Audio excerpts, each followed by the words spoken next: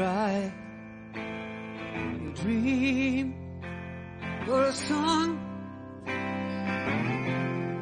that hits you so hard, filling you up. Suddenly dawn.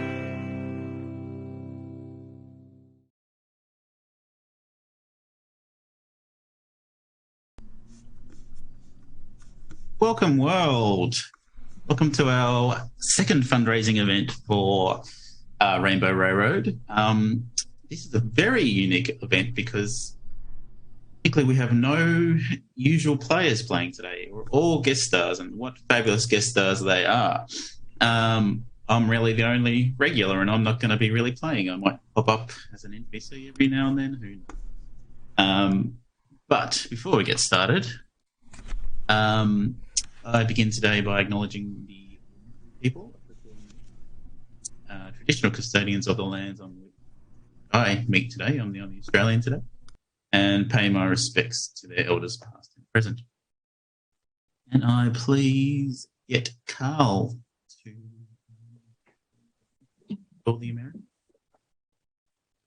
Thank you. I want to begin by acknowledging that as a non-native of the Americas, as I believe all of us are, that we are all living on land forcefully stolen from the indigenous peoples of this country. I myself am coming to you from the traditional territory of the Munsee Lenape, and I just like to go around and have everyone say on whose land they are living. I'm streaming from the land traditionally inhabited by the Keech, the Tongva, and the Chumash. I'm streaming from the land traditionally held by the Dakota. I'm on the land traditionally from the Lenni Lenape and with Unami speakers.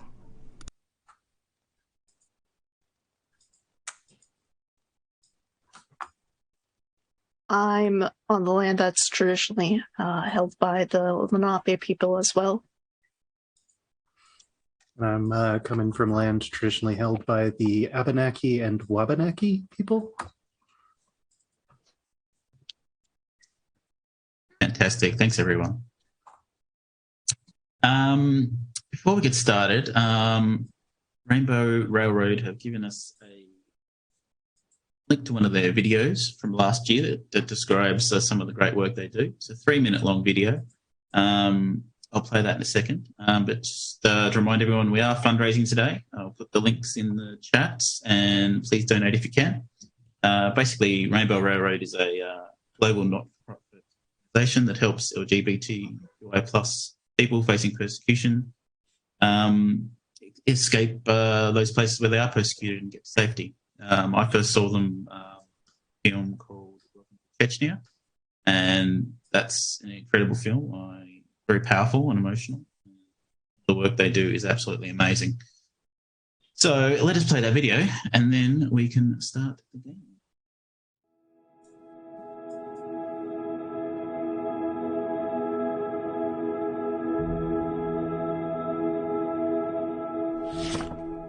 This is Muhammad.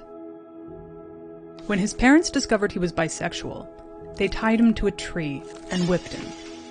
They then outed him to a family member, who was also a police officer, and had Muhammad arrested, imprisoned, and tortured for 25 days. After his release, Rainbow Railroad helped Muhammad find a safe place to hide, away from his family, before relocating him to Germany, where he's now safe and living freely. Muhammad's story, however, is not an uncommon one. In total, 3,451 LGBTQI+ identified people reached out to Rainbow Railroad in 2020. These requests came in from all corners of the globe.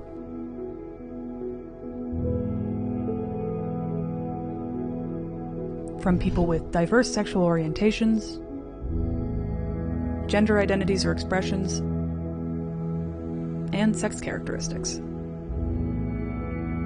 Muhammad's story was representative of a few key trends Rainbow Railroad saw in 2020. One being an uptick in state-sponsored violence and police brutality committed against LGBTQI+ people. Rainbow Railroad saw community organizations raided under false pretenses.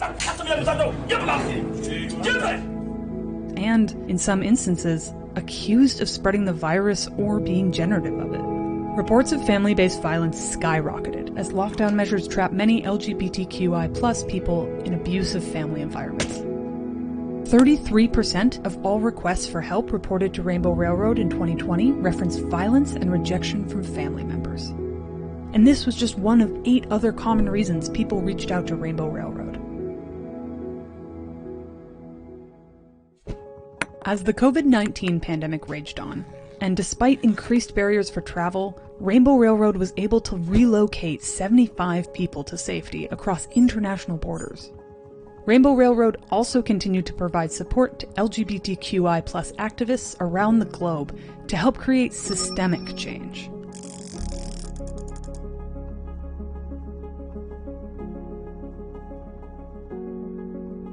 Through this all, key investments in monitoring systems were made, which allowed Rainbow Railroad to collect something desperately lacking in understanding the state of global LGBTQI+ persecution: data. Data that is used to understand emerging trends in persecution of LGBTQI+ people worldwide, so that programming can be adapted to meet changing needs. Data that is essential for Rainbow Railroad to continue its mission of finding safety for LGBTQI+ people by whatever means necessary.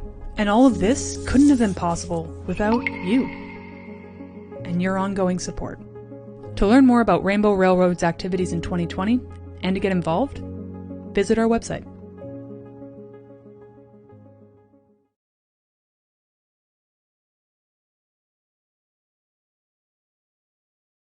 Okay, there we go.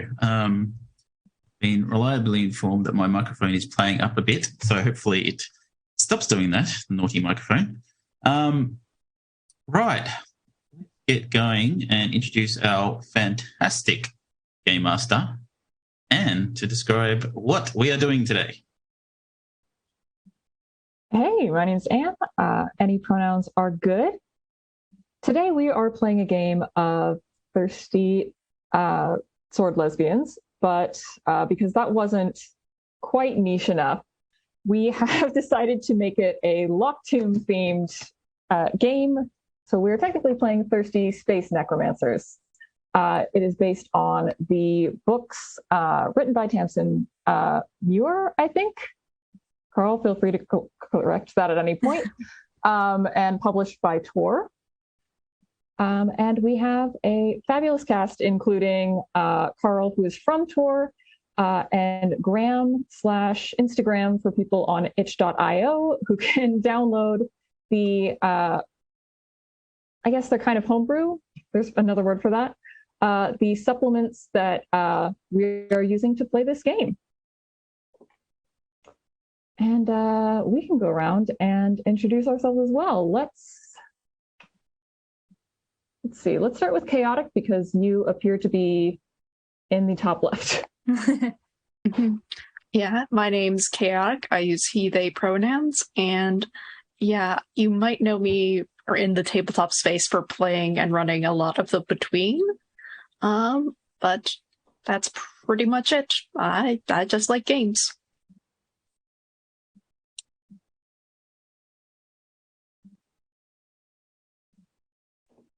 All right. Damien, do you want to introduce yourself or do we assume that people know you? Well, everyone may not know me. So, yeah, my name's Damien, he, him pronouns. I'm usually a player, but today I'm not. I'm taking a back seat so all these wonderful people can show their skills.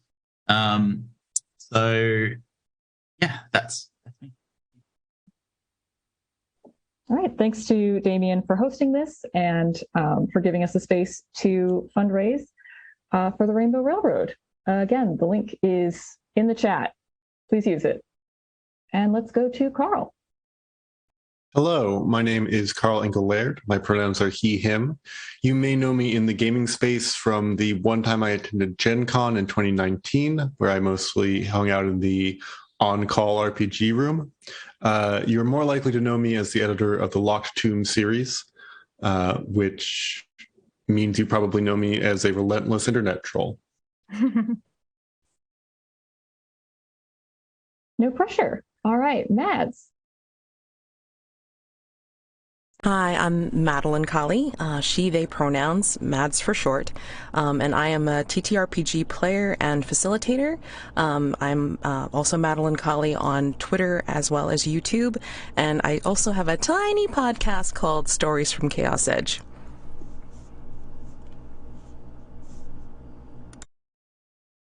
All right, Allie. Awesome. Hi, everybody. My name's Allie. I use she pronouns or any pronouns you like. You can find me on Twitter and most other places at Allie_Yakta_est.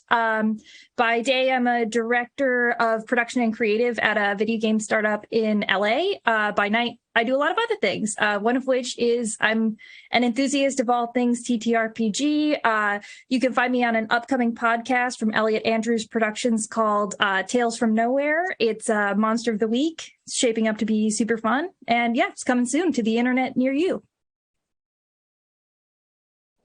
All right, and we're running up with Grahame. Sure. Hey, I'm Grahame. I use he and they pronouns.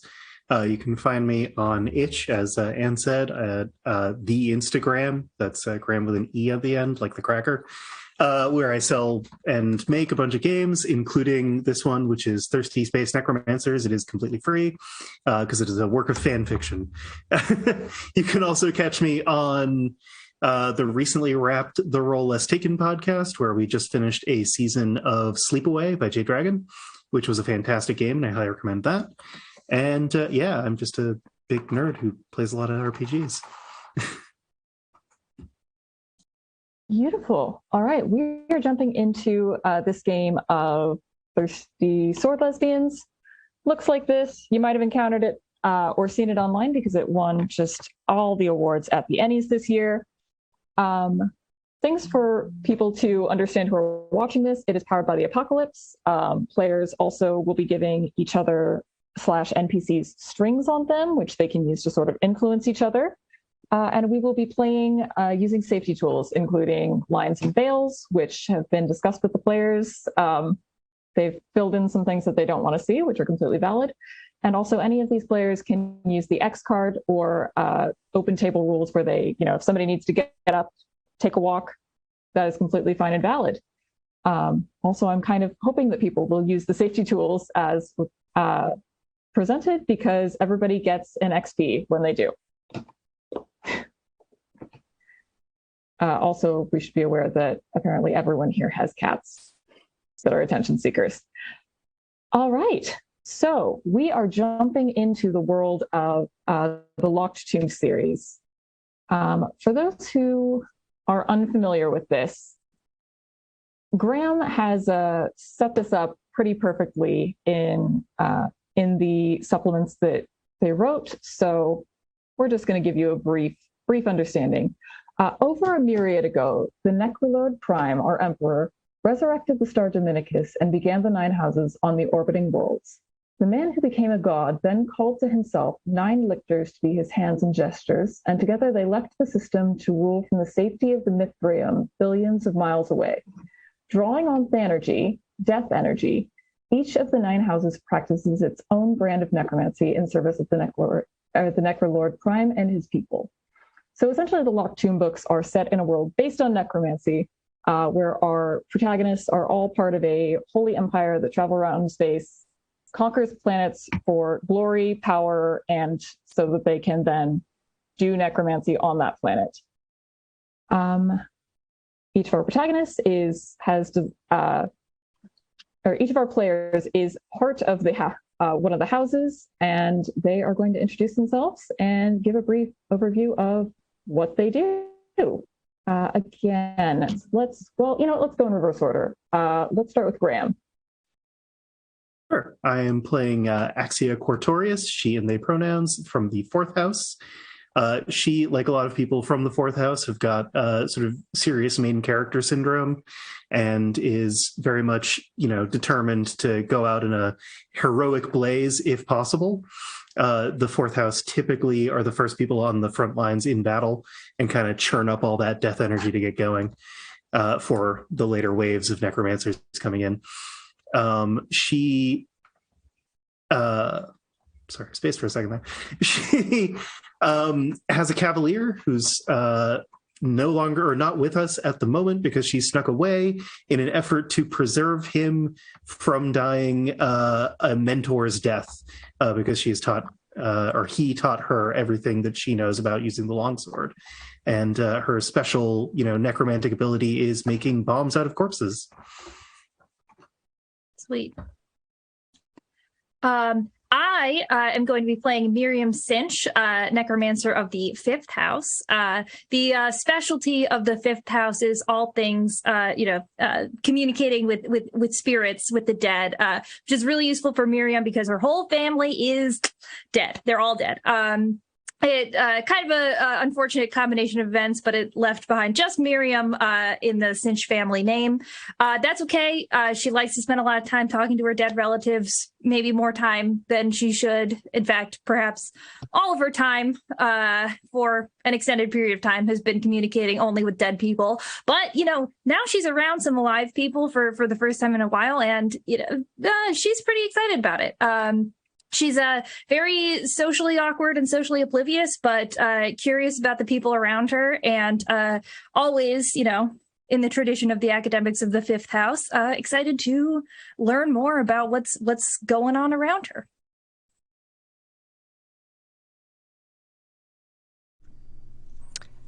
And I'll be playing Romaiah Desidera of the sixth house. The sixth primary necromantic focus is in psychometry, the ability to see inside bodies, living or dead. The sixth is very academically focused, so the wardens are well educated for most of their lives, coming to specialize in a specific field, which in this case, I think Romaiah is specialized in medicine, to be able to see inside the bodies, just to see how they work and how they die. But can also pinpoint and repair damaged tissue or symptoms of disease. So I think in this case, Romaiah acts as the party's cleric, if we're going to use those terms. So quite serious, quite athletic, because to also know how the body is put together, she also knows how to take it apart. So, and she has a Cavalier that will carry around medical supplies with them to be able to go out in the field.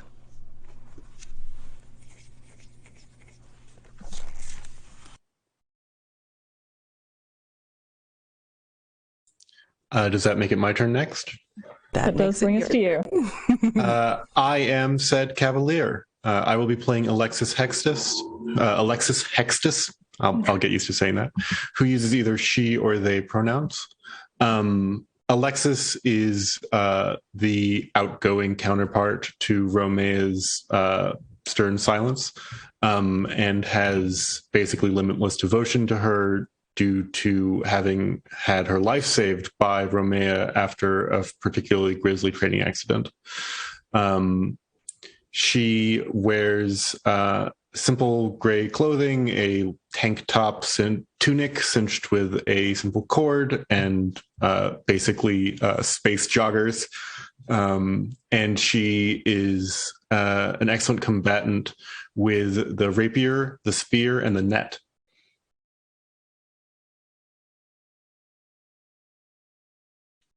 All right, and Chaotic.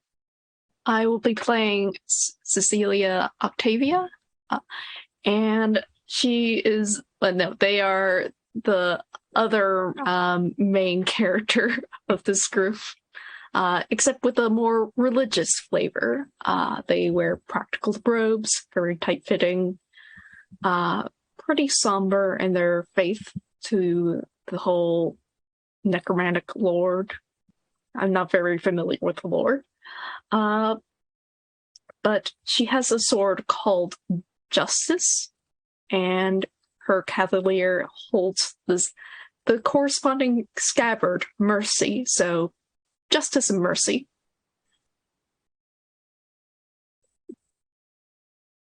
All right. So that is, I mean, they're all basically like even more goth than space Catholics based on some Zoom chat that I don't know if you guys can see. Yeah, we've taken the Catholic religion and just dialed it all the way up.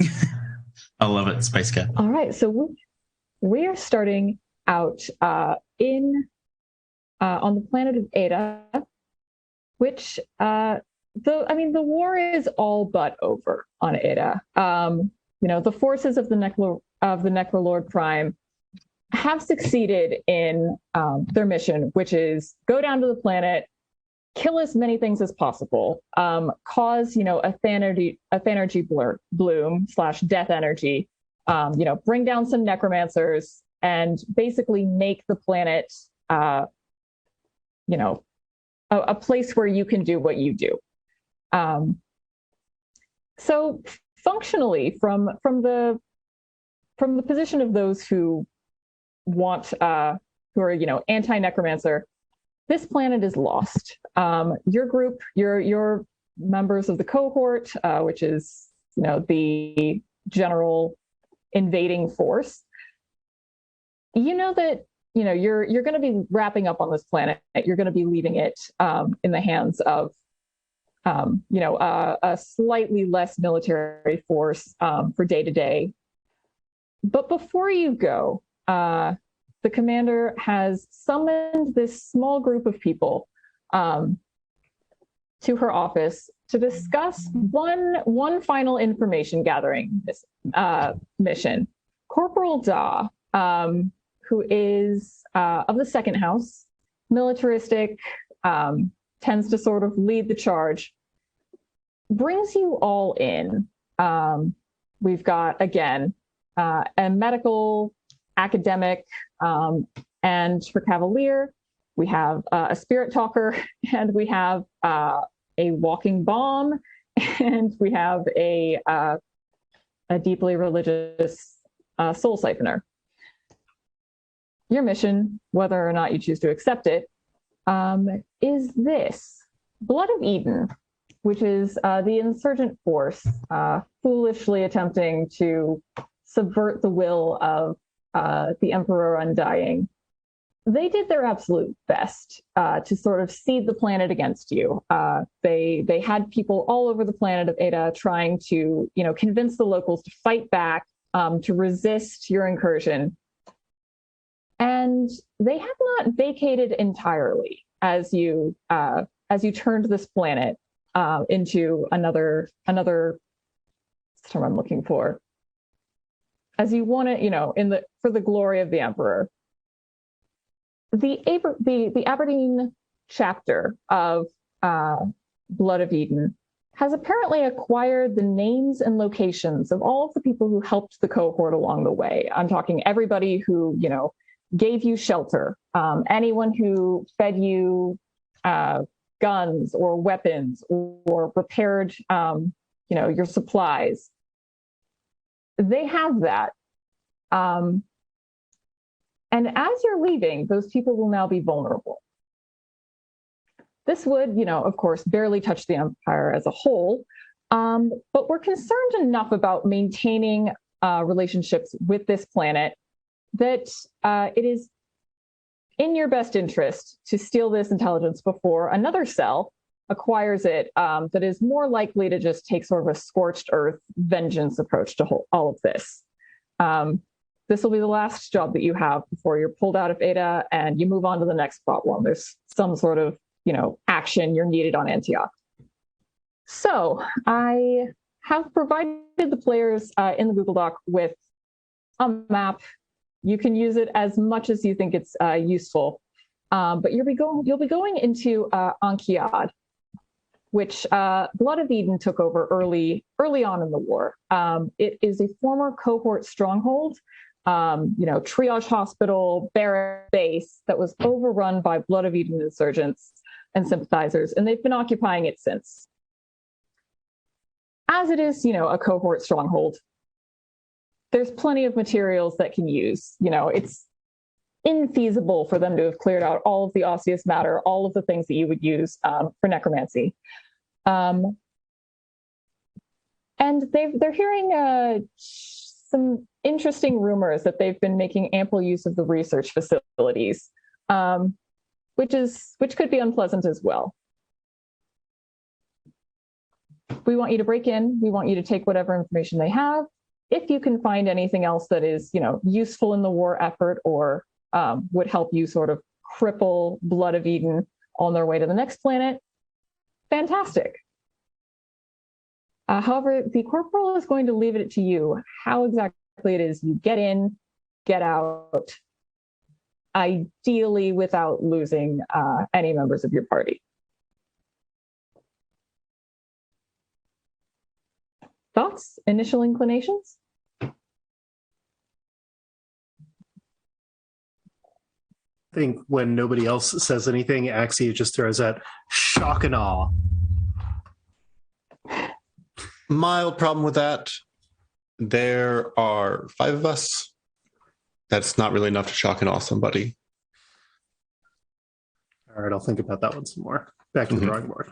Romaiah will speak to Alexis from behind her and say, so the mission is as normal. We follow Axia, and we put Axia back together. I would suggest that we take a quiet approach so that we can get you to the most vulnerable part of the compound, and then you can provide the shock and awe when it's too late for them to do anything about it. How's that sound? Yeah, I mean, and, because there were a lot of people who, died in there, like a lot of them, like a ton, it should be, pretty easy for me to talk to them. And if I talk to them, then they can help us and they can tell us where we go to be quiet.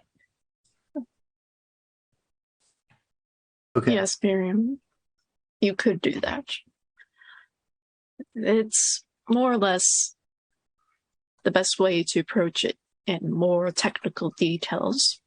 We can't bust in what amounts to the front gates. That's obviously ridiculous, Alexis and Axia. But we still need a point of entry. So if you don't want to go through the front gate, do you have any kind of intelligence on where else we can enter? Respectfully, 8th Necromancer.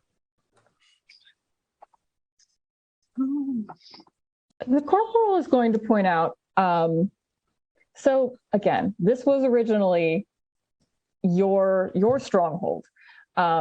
You've got maps of the inside. There are areas that they are less likely to have staked out.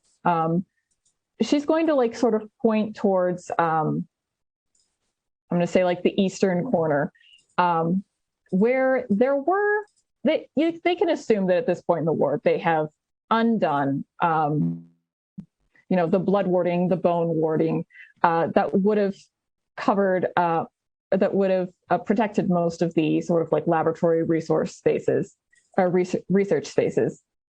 However, the Blood of Eden has, they have an unfortunate for them aversion to necromantic symbols. They seem to, they don't understand quite how much they can learn from it sometimes. So if you were going to go someplace that they deemed, if they were less likely to hang out there, let's say, they probably haven't shored that up in the same way that they would have shored up other places, because of, the simple aversion to what you do. Did we have stakes here at one point? Would we have been on this base? It was a triage hospital. You might have. I'm going to say, you were probably well clear by the time it was taken over. but you would probably be familiar enough with at least the medical facilities to know what was there earlier in the war. I mean, I would think that Romaiah would be very familiar if there was, say, a back entrance. I think that's also. I think that's entirely reasonable. I was going to suggest starting with the morgue. Or whatever we use as a morgue, considering we're also necromancers. It's probably a slightly different building when you can bring people back from the dead a little bit. Temporary storage space. Mild world building note, we can't bring anybody back from the dead. We can speak to only the Emperor can. You can reanimate a corpse. Yes, if you really want to. You can call a spirit, you can reanimate a corpse, you can raise a skeleton, but the dead are beyond our ability. Right. Yeah. You can't pull them all the way out of the river. Yeah. So there would be a morgue, and it would probably be the place that Blood of Eden would fear the most, because they know well enough that we're most dangerous around corpses. That also means it could be the place they would expect us to come through, but we can't think through every move and counter move. You do have to take the first step. Mm-hmm. I'm for going in that way, unless anyone has an objection. Seems like there'll be lots of people for us to ask once we get there. And by people, I mean, dead people. Yeah. And we could cut your palm, do a little thing. Can I get some directions? Sure. Or I could send someone forward into the river. Do that. Always an option. Alexis looks incredibly uncomfortable at that suggestion, but is keeping her mouth shut. Axia has a look of maybe. Maybe. Miriam is looking in the corner of the room at something else entirely. And Romaiah is just looking pensive off in the distance, thinking about the old hospital, the old morgue, the old stomping grounds, and thinking about how familiar they would remain. All right. So next item of note, as you guys prepare to make your way, across the town to this base. So swords, kind of a dead giveaway. In that, the Empire, the necromancers have a thing for them.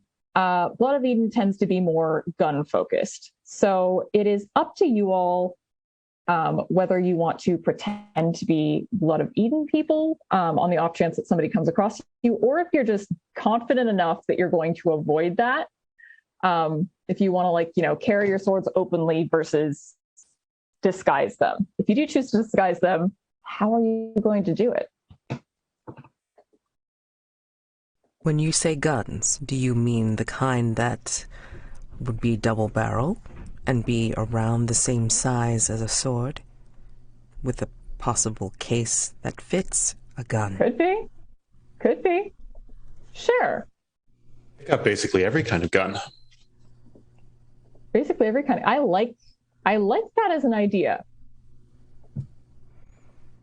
It's literally never occurred to me to bring a knife to a gunfight in quite that way, but I appreciate it.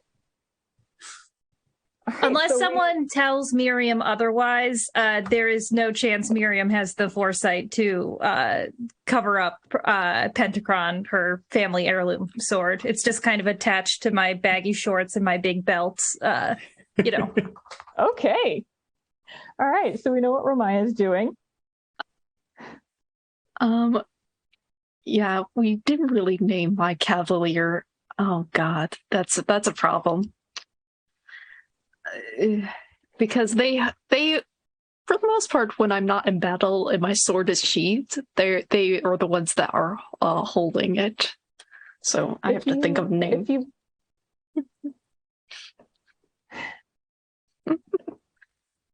All right. You take a moment to do that. Axia, hiding your sword, carrying it openly. I think Axia was probably just going to like have it slung over her back, but once somebody suggested putting it in a case, they're kind of like, actually, that may not be a bad idea. Let's do that. Okay, hidden. It's fair. There's no point in drawing fire before absolutely necessary. All right, and Alexis also concealing? Alexis isn't going to bring the rapier. Alexis is trained with the spear as both a primary and offhand weapon. And her spear, not being an heirloom weapon, is a three-piece collapsible spear. So she is going to carry it basically like strapped to like the inside of her pants, and she can like take it out and assemble it at a moment's notice. The net's in a bag at her belt. Clever. All right. So making our way across Ada. So this planet was formerly, rich, lush, colorful, and it's not. The planet doesn't die immediately. It's begun to tip over into the energetic energy. So you can all sort of feel under your feet that sort of decay. And walking across down alleyways, sneaking your way over to the Warren. You think probably the people around you can feel it too, in a way. These people who have never been on a Thanergy, a death planet. Some of them, they look a little bit off, maybe like they're adjusting to the fact that the forest will never be quite as full. It's just going to go downhill from here. You are, of course, going to move them off of the planet before it truly dies. But the wildlife is pretty much headed downhill. Eventually, they'll just sort of be the energetic mutations as well. You won't have to see it, but they might catch the early stages. So yeah, if you were to walk around openly, people might not be thrilled to see you. You make it to the Warren, which is a brick building, extremely sturdy, reinforced windows. That front entrance that you very quickly decided not to go through. Good move. It appears to have been rigged with, cameras, motion sensors. You see the shadow of people with heavy weaponry. Waiting behind it, patrolling every once in a while. And you make your way around until you find that sort of side entrance. Shin your way up potentially till you can get to like a second floor. And you can make your way in. I am going to have someone... I would like a roll just to see if you make any noise on the way in. Who do we think is leading the way? Would this be a defy disaster move? I would accept defy disaster. I would also potentially, if somebody had like another argument I think this should be fight because I'm going to break the window with my elbow or something. I would accept that. As the only Cavalier here, Alexis would assume that it's her job to like take the first move of physical danger, especially because she's the only one with muscles not absolutely blasted by being a necromancer. So I would like to defy disaster with whatever the equivalent of sinew. And basically climb up the wall like Sam Fisher acrobatic style. Incredible. All right. Are we using physical dice? Yeah. Yeah, we don't have a joint ruler, so it's up to you if you want to roll your own dice or use some sort of online generator. I've got them. I am rolling at +1 here. Beautiful. And that's an 11 to start things out. Ooh. Do it with style. What does this look like? Remind me again what the exterior of the building that I'm getting up looks like. Hard brick. I'm going to say it was built hastily enough that, it's a little bit ramshackle. No real obvious handholds, but in between the layers, you could kind of dig your hands in a little bit, maybe. I guess that's what you're using. You're making your way up to a second floor with plexiglass reinforced.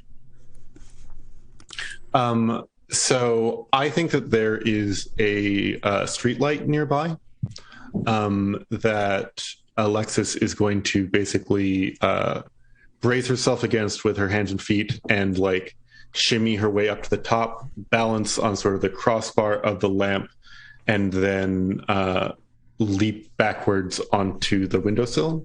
And then she'll turn herself around, get down, and sort of quietly shimmy the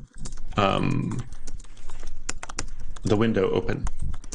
Very anime of them. The collapsible spear is straight out of an anime as well. Once inside, they are going to take the cord that they're belting their tunic with and unwrap it and lower it down as a rope for everyone else to be able to get in with. All right. As people are climbing their way in, Alexis, you have a moment to look around the ex-morgue. What remaining evidence of, the Nine Houses practice can you see in this room? I think that there are the dust, the cremains of broken bone wards, which are they're Full Metal Alchemist style summoning circles drawn in bone dust. They have been broken and scattered by Blood of Eden, but the greasy stain that they left on the ground below them is still there. Beautiful. Romaiah, I'm seeing that you would like to become smitten with Alexis. All right. It's so you're going to say why. You are going to give Alexis a string on you that she can then use to pull. And then you're going to answer the question in the truths of... God, what is it? Truths of Heart and Bone. There we go. Truths of Heart and Bone. And it's, for the playbook, it's 6 for the truth.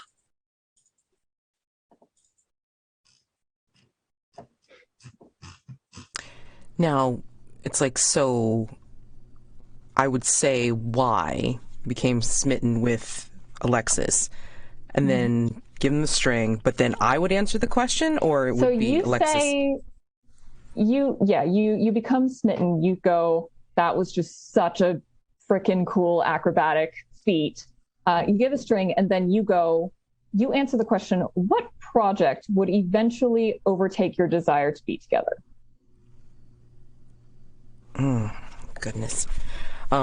So yes, I mean, Romaiah's watching, and usually she's too busy with whatever she's working on to really notice, when Alexis is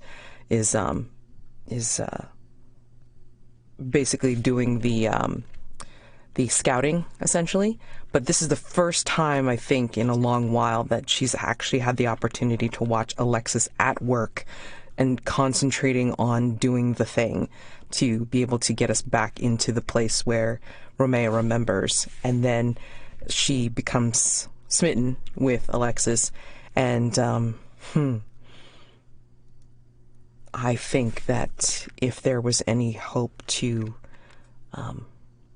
renew her work, I mean, granted, we're probably after this job, then we're going to be leaving this place. But most likely, when work comes back to its normal routine self, it's like then she will end up getting engaged in that, and then slowly lose her interest in Alexis in that way. You are exceptionally studious after all. That makes sense. Yes. All right. The rest of you can use the belt/rope to sneak your way up. Who's bringing up the rear? I think maybe it's Miriam. I think Miriam's like kind of waiting. We'll wait for everyone else to go up and then sort of try to clamber on last. Miriam, as you are, making your way up the side of this building, what do you hear from like around the front of the building that gives you pause? Yeah, I think the kind of like perennial chorus of dead cinches in my head kind of like crackles a little bit, letting me know that there's some commotion. And I hear like towards the front of the building, what sounds like the rumble of like a vehicle of some kind. It's like clearly something large and on wheels is moving. I don't know if I can tell if it's in our direction, but like some large object has mobilized that I wasn't able to, that was not moving before we scrambled up. Somebody's arrived. All right. Sounds good. You all make your way into the morgue. What do you want to do? Number room is the morgue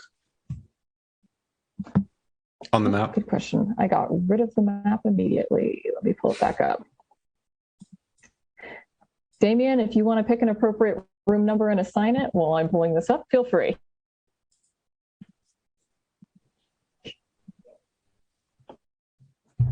I need that open. 29. All right. Yeah, 29. I think now that we're in here, Miriam would like to see if there are any ghosts kind of that are connected to the energy of this room that she can spirit telephone to offer a little bit of blood and just kind of get some answers about what they've seen around where we are right now. Oh, yeah. You can assume that's a yes. Cool.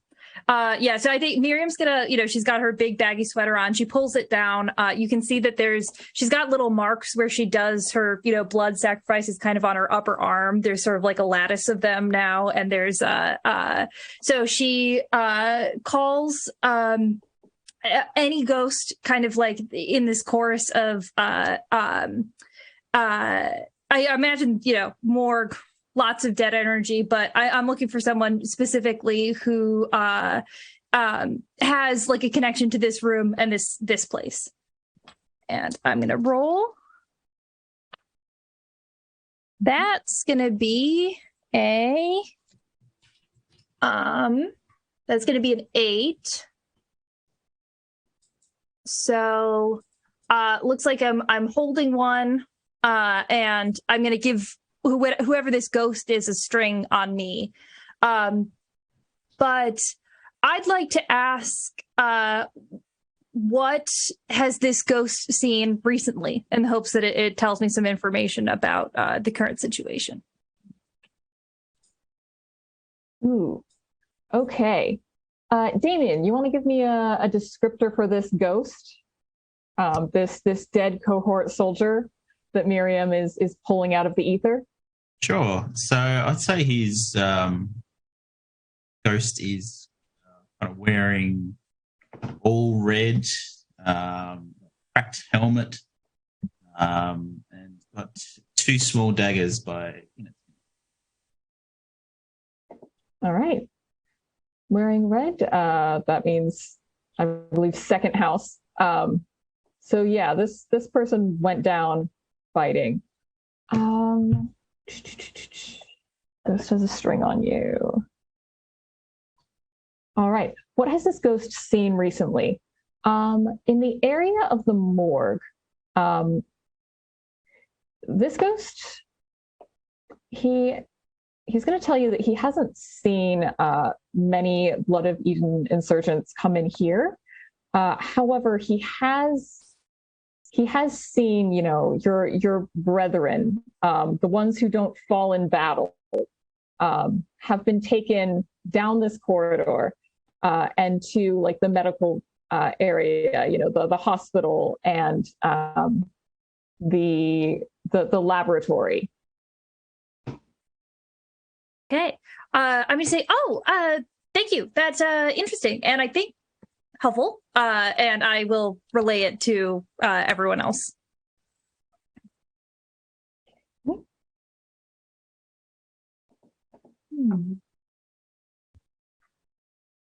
right. We said this was 29, you said? Yep. Okay. That's what I said, 29. 29. Beautiful. I'm going to say that Romaiah and Alexis, you would know that basically the whole, if we're assuming that north is at the top of this map, the whole like southeast corner of this is going to be all medical, triage, hospital type stuff.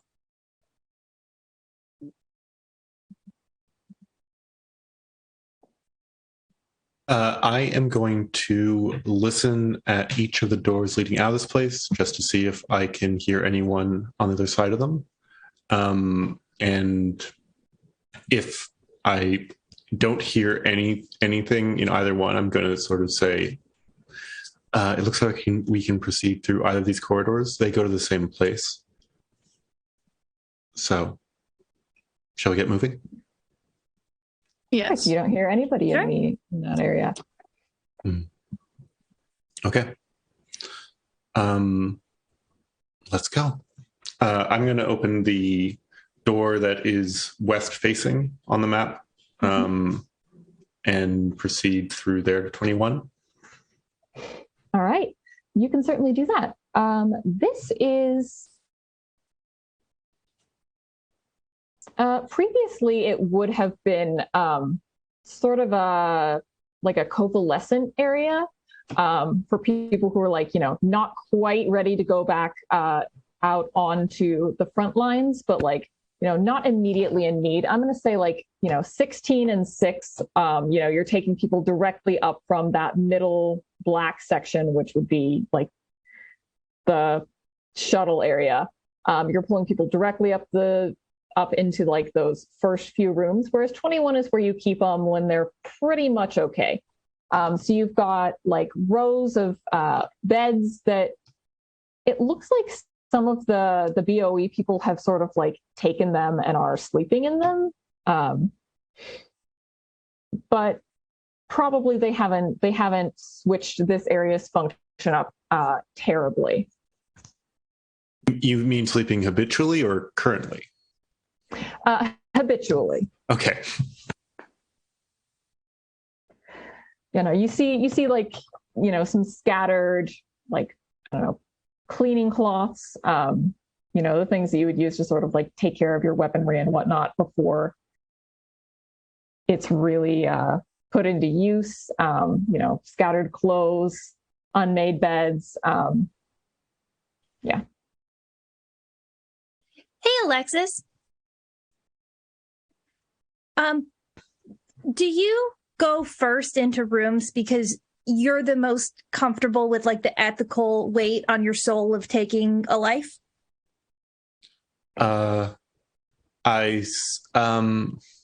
It's not, I wouldn't describe it as the ethical weight so much as the physical weight of taking a life. Okay. That makes sense. I was just wondering. Anyway, sorry. I go first because I won't fall down the first time someone hits me. And I would, maybe. I don't want to test it. Okay. All right. Sure. And I wink. We can test it if you want. Oh, We might.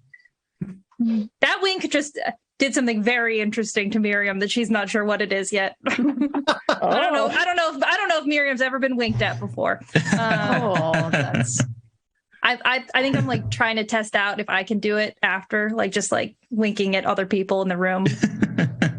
Anyone in particular? Everyone, every person. I'm looking at every person.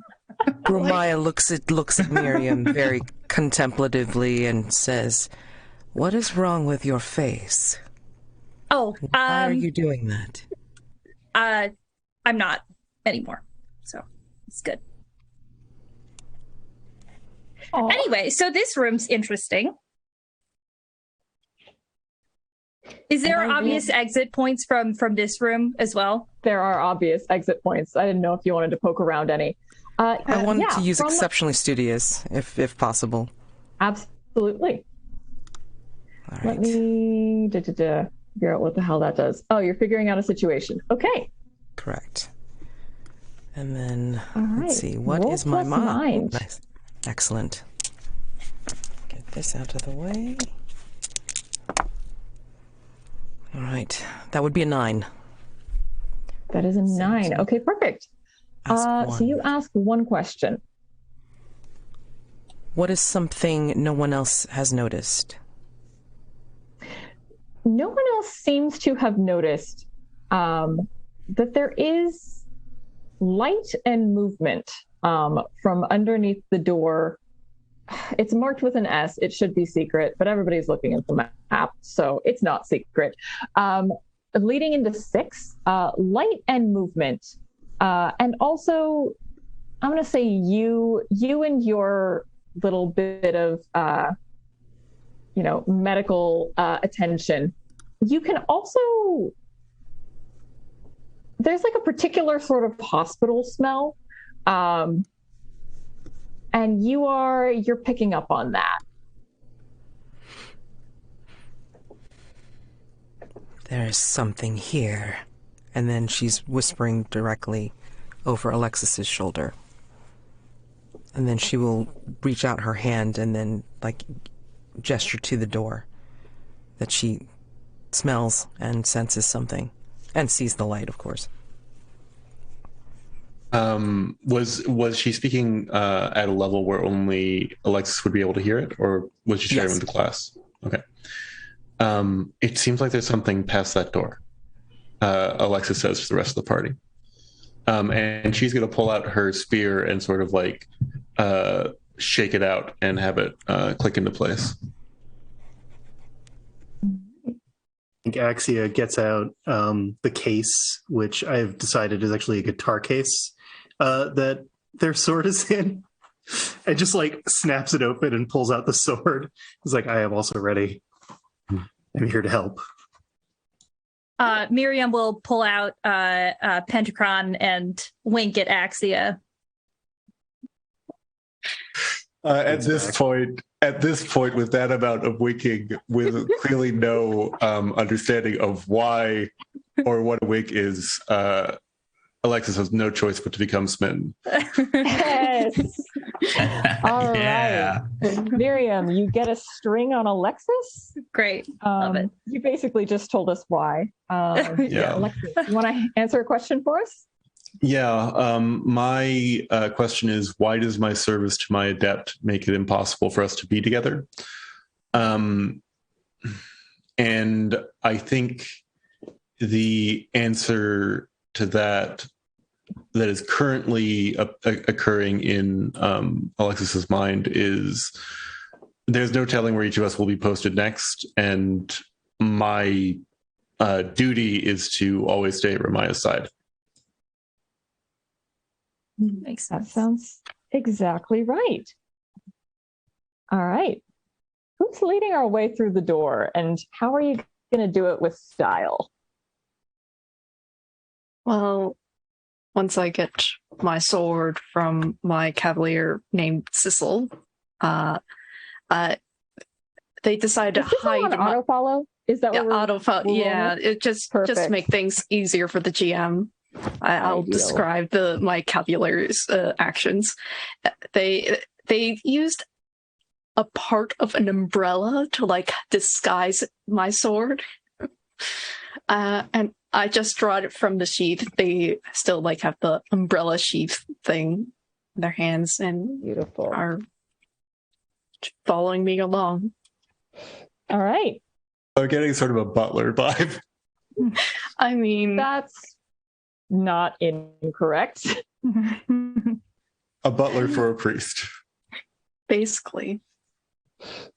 I like it. All right. Are you throwing open the door? Are you easing it open to see what's behind it? How's Throwing this it gonna go? open, like, because I have my sword drawn. Brilliant. All right. You throw open the door to discover that this hospital is more or less in use. You are going to encounter like rows and rows of hospital beds containing what you recognize as the last few cohort members that BOE took into or took prisoner, as well as a like middle-aged individual in sort of a lab coat. Looks like he has sort of a gun slung over his shoulder, but was not expecting to have to pull it out, and it is instead making copious notes on a clipboard. Let's see. Since you're leading the way, what is wrong with these cohort members? Oh, that is a very bite kitty. I would say that there is some sort of sickness that's affecting them. Like, we can see it sort of in their veins, like walling up their face. Like, it's a very dark, like purplish color. Mm-hmm. I'm not sure exactly what to call that, because I don't think Cecilia would know. I would call it an attempt to induce rapid cell proliferation in order to try to outweigh Thanergetic energy. Yeah, as far as you can tell, they have irradiated these people. As you're, staring, looking, trying to use your aptitude to figure out what the fuck this is, this middle-aged man is going to notice you. Damien, you want to take over? Ooh. All right. 1 second. 1 second. Which one is this one? Sorry. This is being in torment. Questionably street smart position. Yes. Did you have being in torment? Down under the necromancers don't read this if you clicked accidentally bit. Oh, I see. Yeah.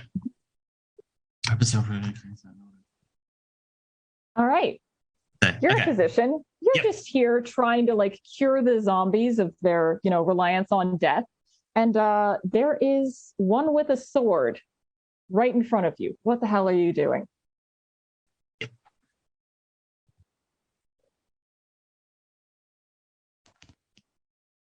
What am I doing? Yep. Sorry, I thought we were talking about reaction? the people. Yeah. Sorry. I'm just cleaning my sword at the moment. All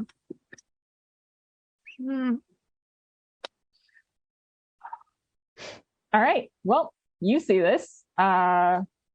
Cecilia, what are you doing? With the sword pointing at this science man. Now, who might you be? You like to know?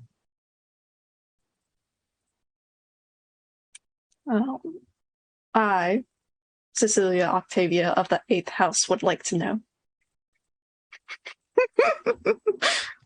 Is that supposed to impress me?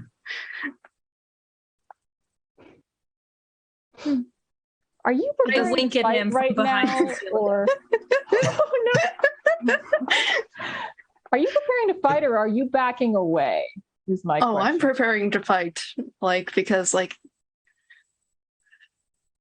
well, we got spotted. There's no real backing down from this.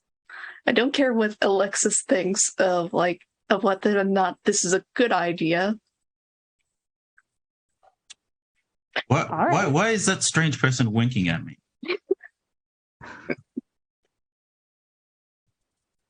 I'm not sure. I think she just discovered what it was the other day. More it was 6 minutes ago. I can actually do it. Well, you might want to see a physician about that. Are you one of those? No, I've never been able to cure it. A friend of mine had it once, and kind of tick or something. Never been able to fix it. I mean, I'd love to try and Are you trying for you? Are you trying to fix these? These people? Fix them? Oh no. Oh, you did this to them. Oh. I guess. Oh, yes. Well, I guess yes, I guess you could say that. Well, that's bad, right? But Miriam kind of looks around for confirmation from other people. That is good. He's just sharpening his sword. Yeah, I guess you could say it's bad. Well, everyone's been having pleasant conversation with this person. Alexis has been studying them carefully, assessing their gait and posture and the grip they have on the sword. And I'd like to figure someone out. Yeah, go for it. So I have a move called sorry, I have so many things open. I have a move called Eye for Training. When I try to figure someone out, roll plus sinew. Okay, yeah. So, I mean, I have the same in wit and sinew, so it doesn't make that much of a difference, but I get some extra stuff. I get a 9. Okay. So first of all, I take +1 in my next fight against them. And I get an extra question, but I think I also get the other questions. I'm not entirely sure. Yeah, you can ask one of the questions even on a miss. So yeah, give me 2 questions. Let me. It's hard to pull up this and the basic moves at the same time. So my question for Eye for Training is going to be, what are your combat weaknesses? I am going to jump in on this. Your combat weakness is that, again, swords, not a traditional Blood of Eden thing. So your learning about them has been recent and incomplete. Mm-hmm. Then the question I'm going to ask from the Figure Out a Person table is, what do you hope to get from these cohort soldiers? So it's asking me that? Yeah, yes. Go for it. And I have to answer honestly? Yes, this is something I've determined about you using this move. Yeah. What do you want from them? To be honest, I wanted to see what makes them tick. Mm-hmm. Internally, possibly. Yeah. Internally, yes. I think that Alexis recognizes this particular kind of study from Romaiah and doesn't trust it in an enemy combatant at all, and therefore is going to throw her net. Unless this is too many moves at once. You're gonna roll fight. Excellent. Let me look at the expanded fight moves. I can pull those up as well. Yeah. Grace and Sinew are the same, right? Yes. Okay. Then I am going to use Feint. When you use trickery, provocation, or dirty tactics to defeat someone in combat, roll plus wit. plus 3 more if you spend a string on them, which I don't have any strings on this person, don't actually want them. So I think that the trickery here is that Alexis has been using everyone else's talking to sort of fade into the background, and has sort of been moving around the room to get an angle that's sort of on the periphery. And now she is going to use that positioning to like try to weigh this person down with a net before actually engaging in combat. Beautiful. All right, go ahead and roll. I got an 8. Okay, so you are going to choose, you're going to inflict a condition on this individual, which for people who are not familiar with TSL, basically in combat, you inflict conditions like, I can pull this up. You can make them angry, you can make them helpless, you can make them I think they are angry, frightened, guilty, hopeless, and insecure. Right. You're basically piling those on until the person is out of commission. Sometimes it is appropriate to kill them in that sense. So you're going to inflict a condition, and you're also going to mark a condition. And then you're going to choose from the following maneuvers. You can gain a string on this person that you could then spend immediately to add to a roll. Through violence or cutting words, you can inflict condition. You can make an opportunity for an ally through prowess or distraction, or you can take an object from the opponent or seize a superior position. Okay. I know that they're actually bad with this sword. So what I'd like to do, and I'm going to mark a condition myself, right? Beautiful. What I'd like to do is while this person whose name I forgot is struggling with the net. What? They didn't give their name. I think we might have Doc. Yeah. I am going to cut the gun from their back and kick it under a table. So I am going to separate them from the weapon that they are trained in.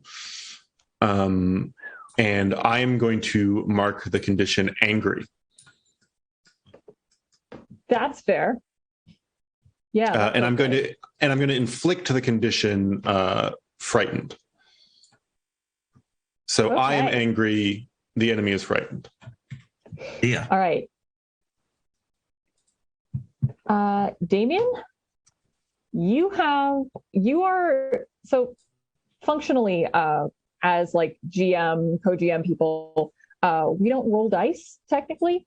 So you can clear this condition by running away. Otherwise I'm gonna say for this person, this is not a boss. If you get 3 conditions, you're going to be incapacitated. But again, you've probably got a moment now if you want to decide to run away, or if you want to like yell at somebody, try to convince them not to beat the crap out of you. Okay. All right. I'm going to fall to his knees and say, "No, don't hurt me. Please, please don't hurt me." Surrounded by, these cohort soldiers that you have more or less tortured, suddenly you realize that you're a little bit out of your depth. These people, they had it coming. They had it coming. They were not good people. They were not good people. Spare me, spare me, spare me, spare me. They're zombies. All right. Zombie. How's the group reacting to this? I would like to use X-ray specs. Yeah. On this person. And that is on with... the dog. Yep. Ooh. Mind wit. Ha! That is a 10. Hold all 2. Right. So, I want to inflict a medical condition on them that they do not know about. Unless they seek medical attention from someone else. You may spring this condition on them at a later point. And then also to learn a medical secret they would rather keep to themselves. Gain a string on them. I mean, they've been irradiating people. They're also suffering from like the same issue. Yeah, haven't been super forthcoming about that. But yes, you now have a string on the dock. Okay. All right. What's the medical condition that you are inflicting?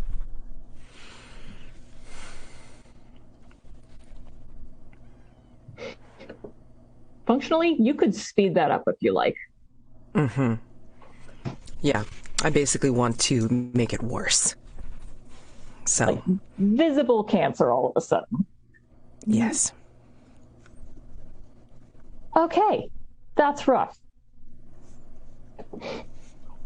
I probably had it coming. Probably.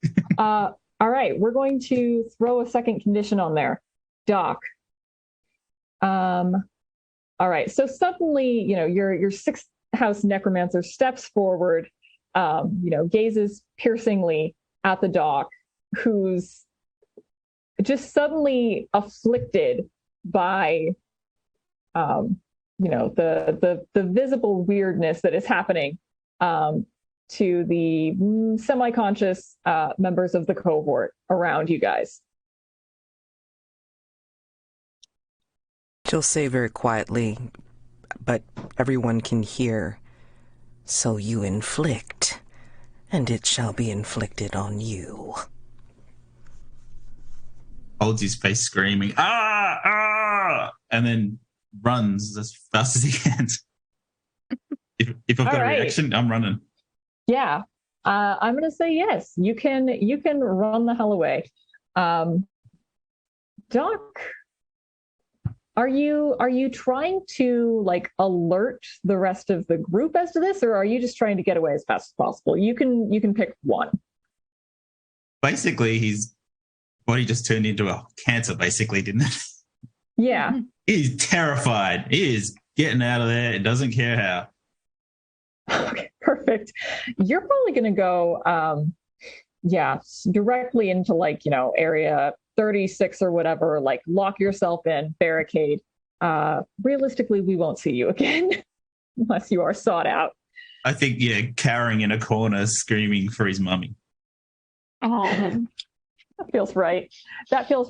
So you guys are left with a pretty full area. A bunch of cohort soldiers that you guys know, whatever passes for medical knowledge with people who can't actually manipulate the body, as well as you can.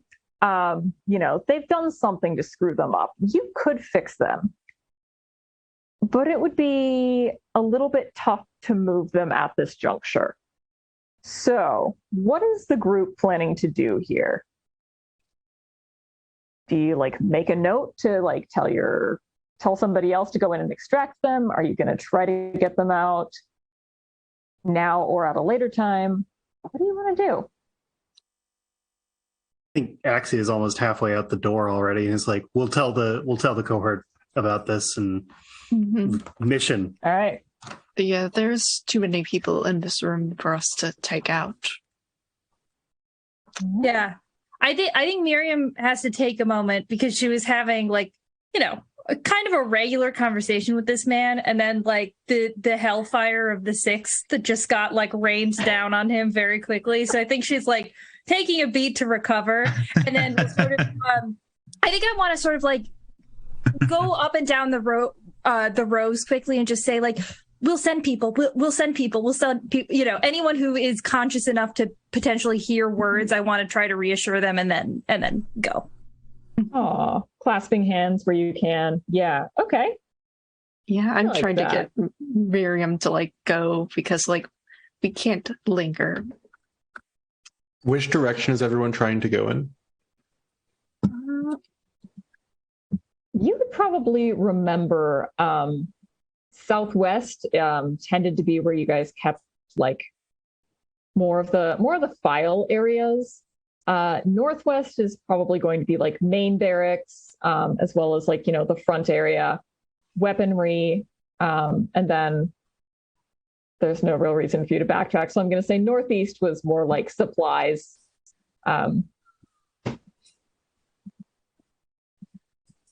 So we're looking for files, presumably, right? We're looking for files. Yeah. Cool. Is that like 36-ish? I forgot which room we're in right now. You're So in 6. 36 is where the doc he fled is to. hiding and, screaming. Right. Cool. But if you proceed into 16, that'll take you pretty... That'll go. You could yes, easily yes. go down into the shuttle area, which you don't know what the hell BOE is keeping in that space now. Or you can go proceed into like sort of the file area, 4, 23, 32, 12. All good shit. I think Romaiah wants to head there to the files and then be able to just do the mission and then send back for these poor people. Mm-hmm. Yeah, right. I think that Miriam, while we're, kind of leaving this people, like having seen Alexis get sort of incensed by this, wants to attempt, perhaps poorly, to offer emotional support and to just be like, that was that net that you threw. You did good job. Aw, okay. So that is, yes, offering emotional support is how we clear a condition. Let's see, I'm trying to see if this is what you roll for this. I want to say it's plus heart. Plus heart, yeah, there we go. All right, so go ahead. I got, let's see, that is going to be a whole 5. Okay. That's unfortunate. Yep. But that's at least XP, right? Yeah. Yeah. How are you getting the wrong idea from this, Alexis? Also, yes, you are going to gain 1 XP. But for Miriam is Alexis.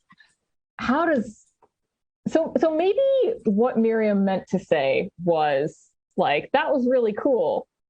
What comes out?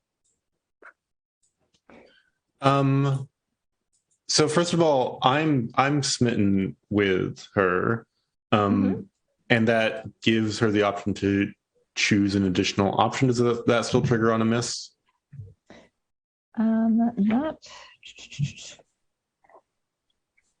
Let me double check.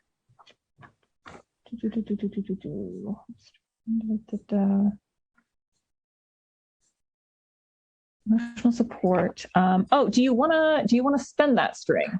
Oh, you know what? Yeah, I'll do that. I think I want to spend my string on Alexis, like knowing that I perhaps messed up my first chance at this. I want to use the little bit of influence that I've sensed that I've got to kind of just be like, no, like really, it's the way that you kind of can move. You're like, it's impressive. We wouldn't be the same without you. And thanks. And I know that was probably rough, but thank you.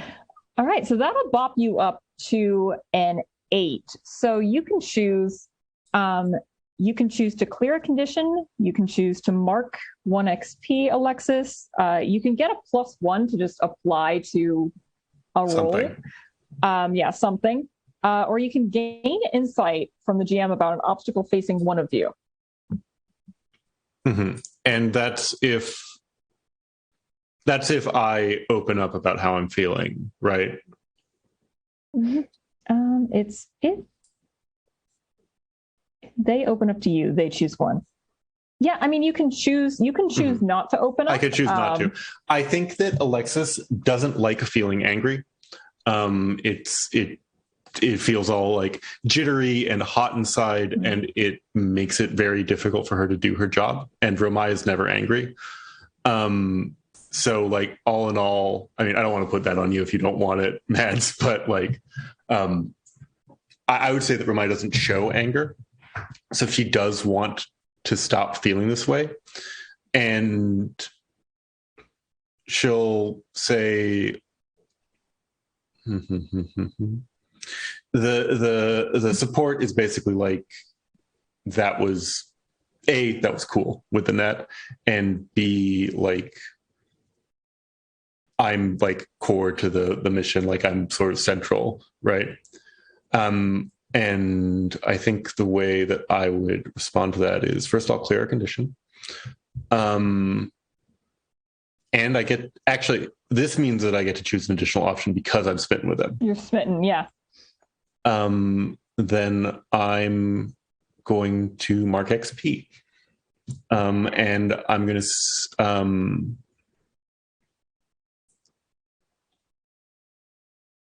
I'm going to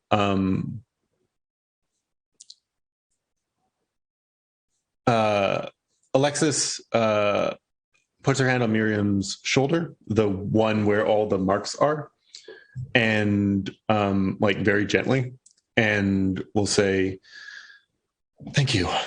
I didn't do that in my right mind, but I'm glad that to you it seemed like the right thing to do." Touch-starved Miriam is smitten as soon as that hand touches her shoulder. Absolutely. All right, Miriam. So Alexis is going to gain a string on Miriam.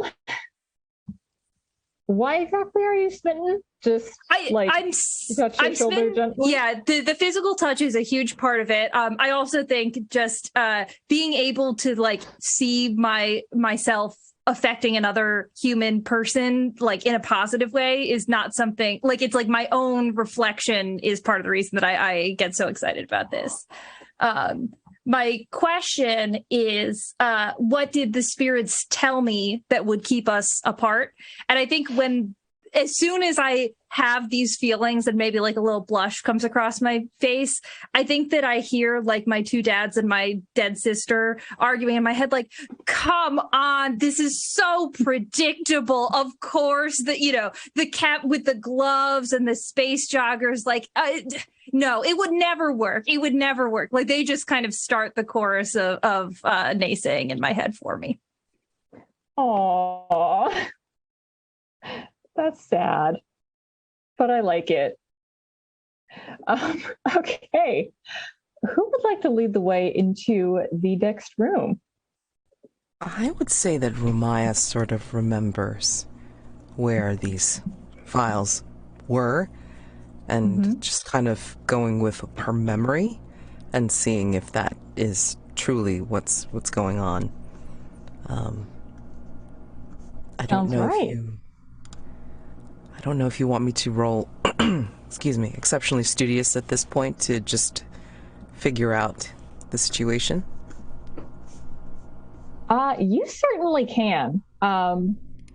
If you're just like opening the door and walking through, I'm not going to make you roll. But if you want to get a sense of like what's ahead of you, sure, you can certainly roll.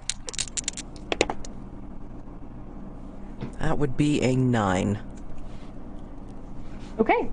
So let's see. 7, 9, ask 1.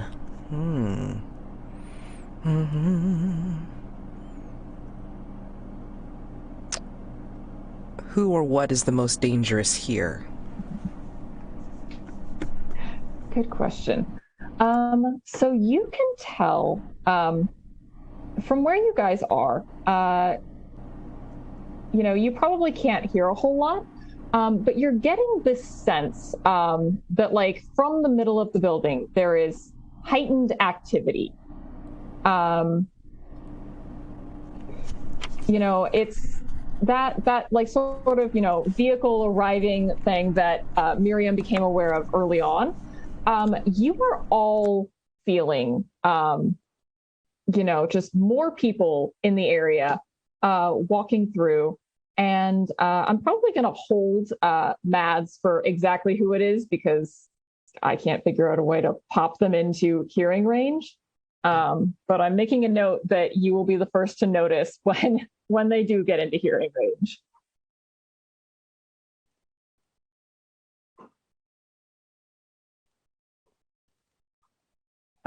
But yeah, there's just like a sense of excitement and activity that is you are now aware of. And that's not the best thing for you to hear currently. I'm also, let's see. You're not our spirit talker, but you're probably going to get a sense that there have been some very drawn out cohort deaths in the hospital area specifically that may not have left the friendliest ghosts in the area.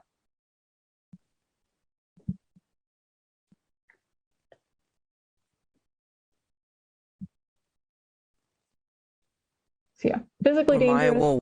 Romaiah will actually make that known, like, a lot louder than she normally would, because then she's looking directly at who can speak to ghosts. Yeah, Miriam is very disturbed by that news for sure. Yeah. And also Cecilia can just send people into the river. Yeah, that's no problem. But just be aware that this is happening. There's sharks in there. All right. So you can lead the way. You can pass through room 16 pretty quickly. It's going to be more of a what's the term I'm looking for? Like a research area. It's where they take notes. And you're going to get, you could tell with your medical necromancy what was going on. But essentially, BOE has been doing their absolute best to reverse the whole Thanergy process on a cellular level. You guys would probably know that there's not a whole lot that separates like a necromancer's like physical body from, a non-necromancer. But God, they're trying. They're trying to turn you guys into little Thalergy engines instead. But really all they've done is give everyone cancer. Rough. Not ideal. Not ideal. Of what they need to do. Yeah, I mean, eventually then they're going to be energy generators anyway. But yeah, it's not the worst attempt in the world. It kind of is, but from where you're at, you would probably be like, okay, it sort of makes sense if you don't know very much about the energy. You make your way through into the next area, and I'm going to say probably everybody's senses are pinged by there's a very winding corridor on your little map. Going straight into like room 4, not an issue, but that area that leads, from the little stairs going down into the shuttle, it's pinging your little Thanergy sensors somehow.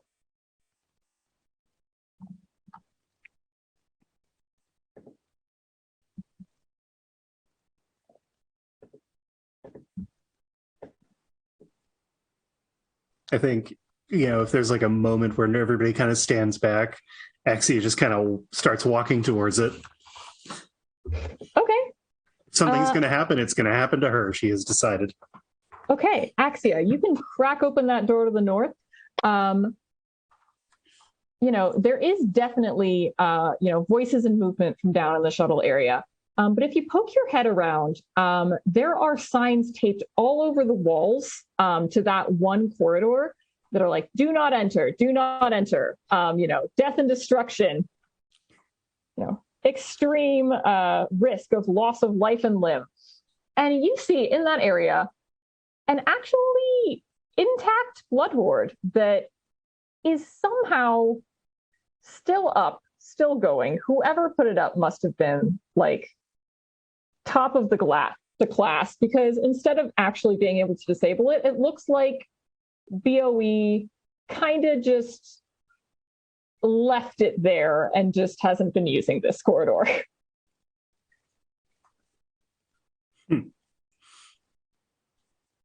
Think about walking closer to it and then turn around and go and tell the rest of the group. So there's a blood ward over there. Like, it's still working. On it. That represents growth. Oh, sorry. And did that not come through? It did not. Cut off the first part. Yeah. And you didn't throw yourself on it? That represents extreme growth. I thought about it, though. Having the second thought is, I'm very proud of you. I think with that, Axia is smitten. Should I roll to entice at some point ever instead of everyone just becoming smitten? Alexis is getting some. I'm sorry. Yeah. Wow. I came here with goals. It's because there's 4 nerds and 1 jock. Yeah. Yep. Yeah. I mean, you can roll to entice. You can also, Axia, you can become smitten as a free action. We can just double up. But yeah, I mean, you are essentially like the quarterback surrounded by nerds. So we knew this was going to happen. This time I was flirting on purpose, so I'm going to roll to entice. Let me see if I actually have heart. I think I might not. I have +0 on heart, so that's fine. Okay, straight roll. It's a 7. Okay. You can gain a string on Axia unless Axia instead decides to either promise you something that they think you want, give in to desire, or get flustered and awkward. I think I'll give the string, given the moment. Okay. Feels right. All right. That is 2 and then strings. do you all right, so you're also becoming smitten. Axia, what's the question that you have to answer? It's to which house do I owe allegiance that would conflict with us being together? Mm-hmm. And I think it's just basic cohort, like second house. You know, we're going to have, again, orders to do other things at some point in the future. So it's never going to work out because I'm probably going to have to whisk off to a front line at some point. Yeah, you just can't commit. Yeah.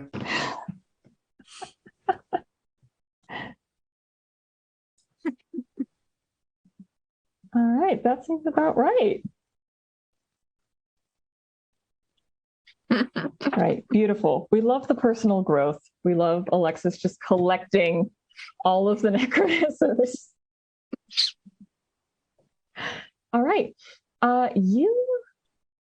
before you proceed into the area 4 area, beyond that, you are going to see like the general transition from like, okay, this is a research area to this is where we store our stuff. And you're also, I say this to Romaiah in particular, you are going to hear somebody talking from area 4. It seems like they're sort of like, you hear like sounds of like rummaging or like opening and closing. And this individual is having like a sort of like harried conversation well, we were doing just fine until the Perth cell showed up. And then, you hear another voice that says, it's not like they're all that bad. Not all that bad. If they had this sort of list, they'd raise everything to the ground. Well, maybe they would deserve it after giving the entire planet over to the Dominican army. Second person, just like, well, I'm blinking. Sorry, I'm also clicking through tabs. Second person is just sort of like, taking the approach that if we can't have the planet, nobody can have it is a very zombie thing to say, don't you think?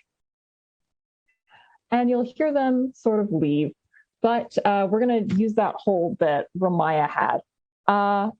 Perth Cell, you are aware from the briefing and otherwise that this is a radical group even for Blood of Eden. And from what they're saying, it sounds like the head of the Perth cell is here and making a pitch to get the bit of information that you have, probably so to inflict like maximum punishment on what they're considering, traitors to humanity for selling people out to the Empire. So that's your physical danger. So they're overrunning this place now? Is that the issue? That they're the group that is holding this place? Yet. Not overrunning, but they're here. And they clearly want what the Aberdeen cell has.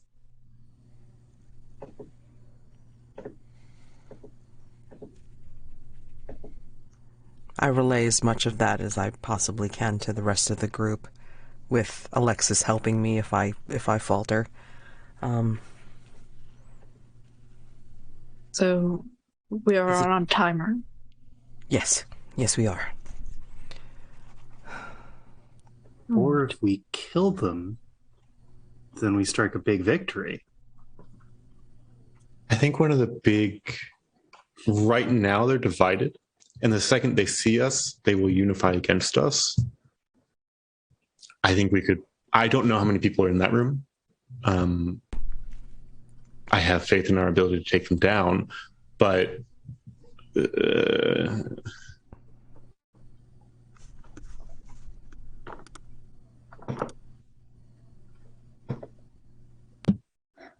you hesitate. Why? Perth Cell is dangerous, and organizations like Perth Cell tend to have the most vicious members of the organization rise to the top. If there's going to be a most dangerous enemy combatant in this complex, it will be the head of Perth Cell. I think that if we are to take casualties on this mission, this would be the most likely moment. And I'm here to prevent that from happening. So you are saying that we should continue with our stealth mission? Yes, particularly I want to get eyes on that room before we have to engage. I want us to know whether we can take on that challenge before we take it on. Could I, while they're having this conversation, could I, lean against the door, trying to listen further, trying to almost figure out person, because that's the only role I can really think of for this moment, trying to figure out what's going on in that room. Sure. Yeah. Go ahead and roll.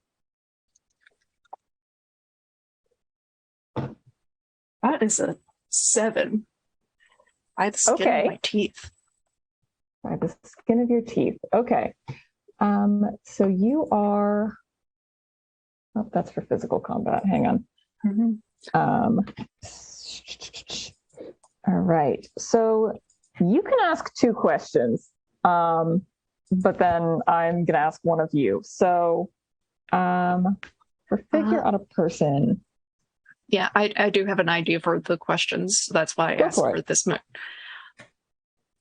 What do you hope to gain from this place? Because it sounds like the cell is discussing their own plans and what have you. And what do they hope? Because I don't think they want to deliver this information to the more extreme part of the whole group, because there's splintering. So what do they aim for? This group, Damien, I will answer that question in a moment. These 2 appear to want to preserve what power they have. They, having the list is, an amount of leverage that they want to keep in their own cell.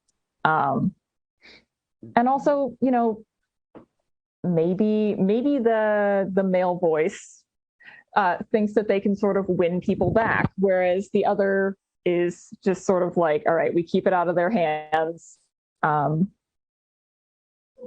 But, maybe doesn't disapprove quite as much of using it for violence. What's your second question? How can I get you to leave, like, this place, like, in terms of, like, to give us, like, a clearer shot to, like, the records room? Like, Ooh, I mean, you could just wait around for them to chill. You could make a noise that could draw them in a different direction. That would be, well, okay, they're in 4.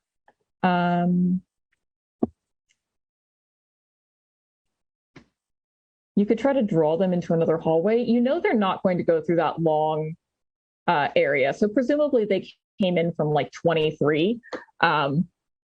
So, they'll head more towards the west if you just let them wait. Or you could try to do something with with that blood ward that might get them into that hallway or get them to come into your area.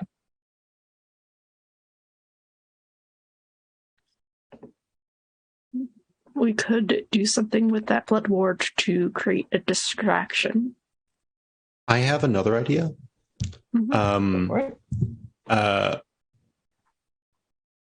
Alexis reaches behind her and produces the gun that she took from the other guy and says, none of them would ever think that we would fire one of these.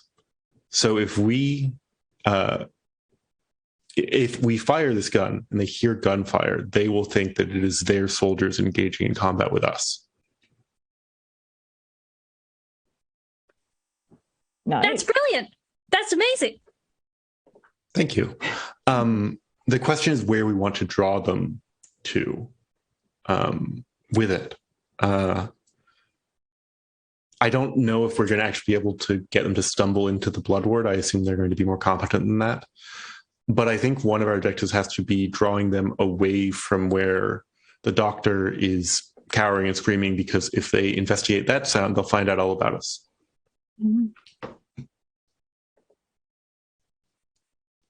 And none of us are can do anything with bones, because we could just send a skeleton through the blood ward. Could we just huck a corpse through the blood ward? That could work. I will say, I mean, so it's not that none of you can do anything with bones. It's just not a specialty. I don't know if you could, like, on the fly animate an entire, like, skeleton or whatever, but you could maybe, like, put together, like, a little hand construct or something.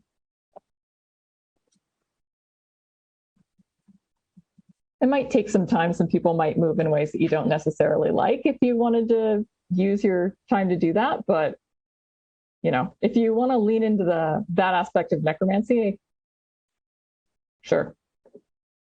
Do we have a sense of, is it like an alarm ward, or is it like a killing ward, or do we have a sense of what it does? I think Alexis would ask this in character, because Alexis isn't an adept and doesn't know what this thing does. Yeah, I mean, reading the signs says, extreme danger, loss of life and limb. But it wasn't written by us or by the BOE. It was written by the BOE. Yeah, it appears to be physically harmful, from what you can tell. If somebody would like to roll, I would say mind. I can do that. Yeah. Just tell me what you get, and we'll see what you figure out. 8 plus 2 is 10. Ooh, okay. Yeah, this is functionally, it will make your blood boil. And it's impressive that it's lasted this long. So yeah, you could send a corpse through with minimal issues. But yeah, a living individual, that would be very uncomfortable at best.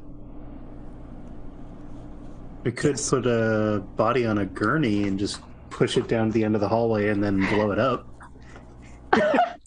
That would make a lot of noise. That is 100% something you could do.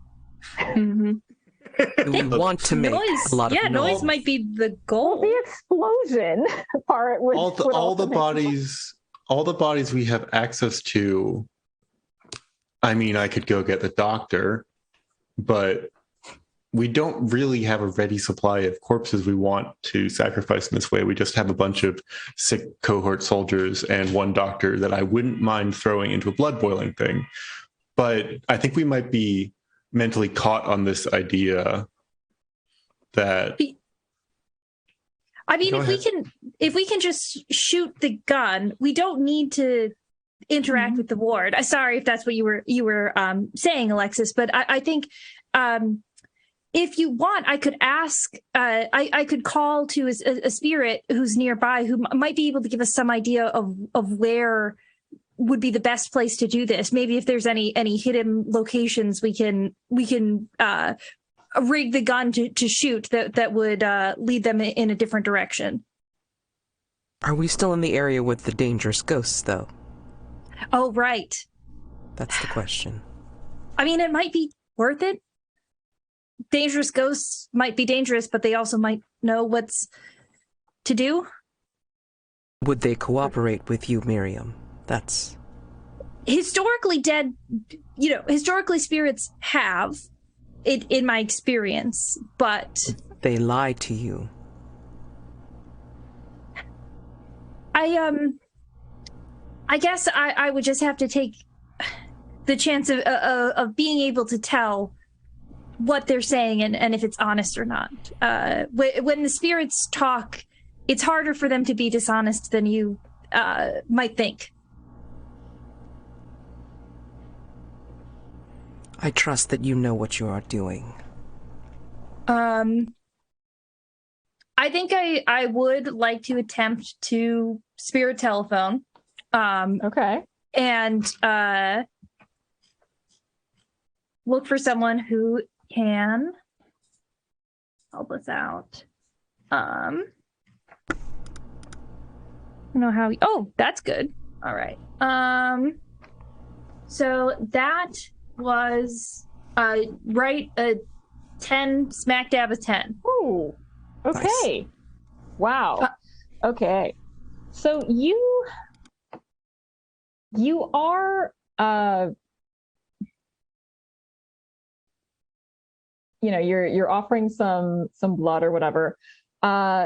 You are definitely going to feel as you're sort of like reaching out, standing at the river's edge, and calling. It's whatever the metaphysical version of like, seeing like a spine rise out of the water and go back in is. Mm-hmm. You get a little bit of that as you call for a spirit to attend to you. Mm-hmm. All right. And with your 10, what are we asking? I want to ask what information does the ghost want to pass on in the hope there might be something useful there. And then I guess I don't know if what they've seen recently will give us much. So I think I'll also ask, what was the ghost's biggest secret? Because I'm looking for someone who might know something hidden that helps us out with our stealth mission here. Okay. Interesting. Okay. So you are going to get, I am looking for an appropriate name here. Stop it.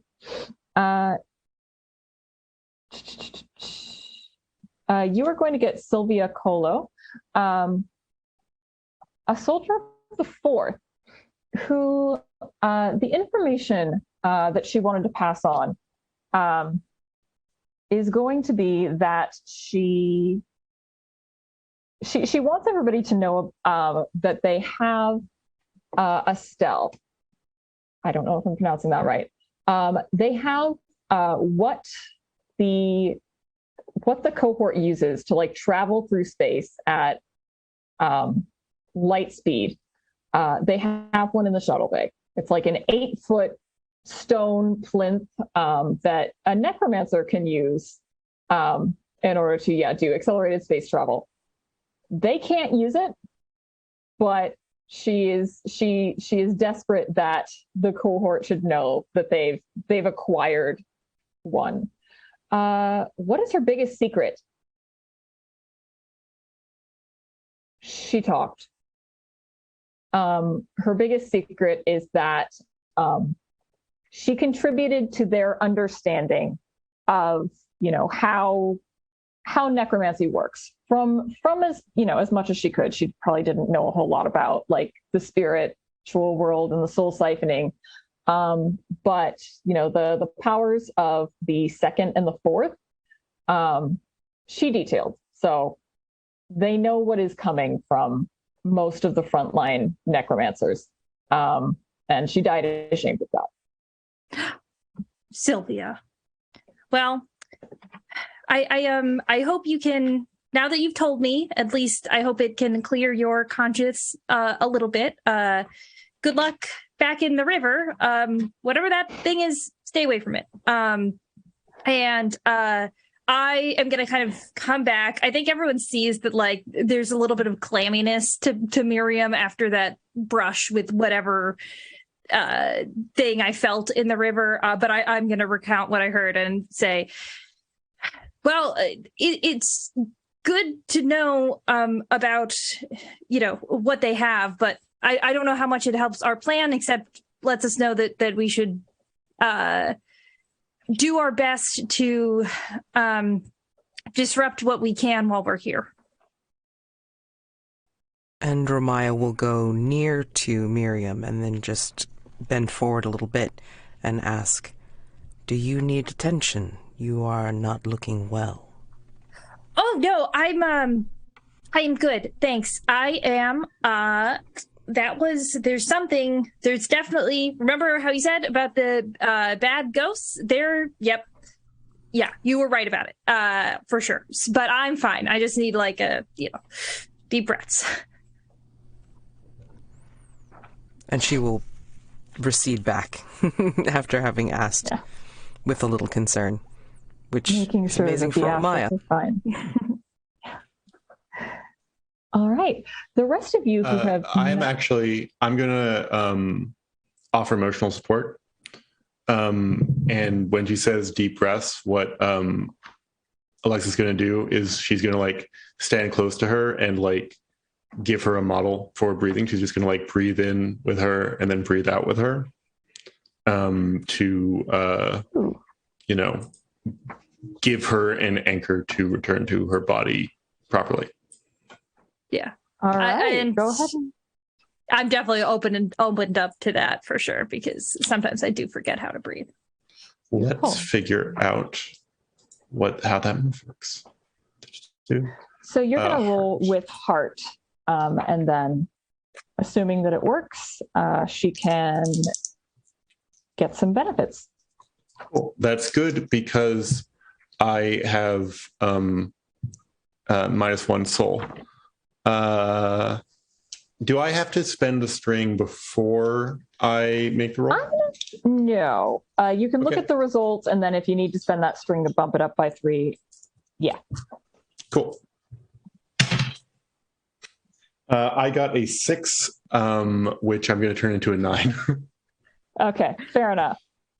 All right, so you spend that string. Yeah. All right, so Miriam, you're opening up. Yes. You do not have a condition that I know of, but you can mark an XP. You can get +1 forward, or you can gain insight from the GM about an obstacle facing one of you. I honestly think I'm going to try to use this sort of emotional clarity that I've just received to gain an insight from the GM about how we perhaps solve our, gun puzzle. I think you actually get 2 because you're smitten with me. Oh yeah, so I'm going to do that, and I'm going to mark XP. Okay, beautiful.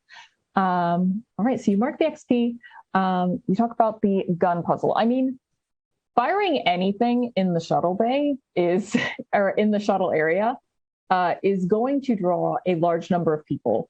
And also, anybody who's not in room 4 might have to take a little bit of a circuitous route to get down there. However, the people who were like shuffling around in the next room over might be tempted to just come directly through 16. So you'd have to figure out somewhere for the bulk of you to go that wasn't that. So that's an option. If you don't want to go with that route, let's see.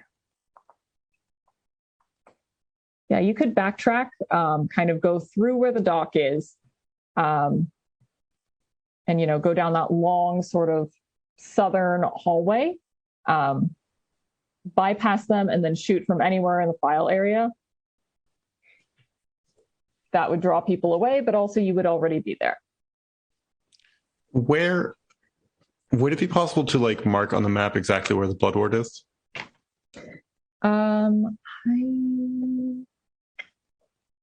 It is parallel to like 32. So if you guys are in 16, go north. I'm going to say it's like in the middle of that hallway. So it's like, I'm making a comment here. You can make a comment. Is this accurate?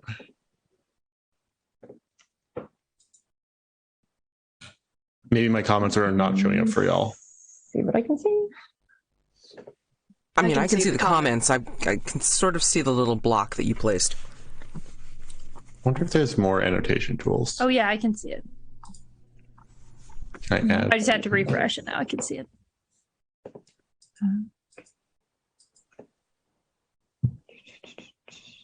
But basically, it makes it impossible for us to go from 16 to 32 via that corridor, right?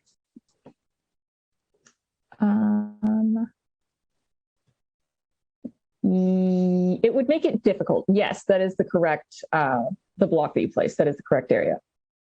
Okay. Cool. Yeah, it would make it difficult unless you wanted to disable it. And I am open to any sort of role you think would be appropriate for that.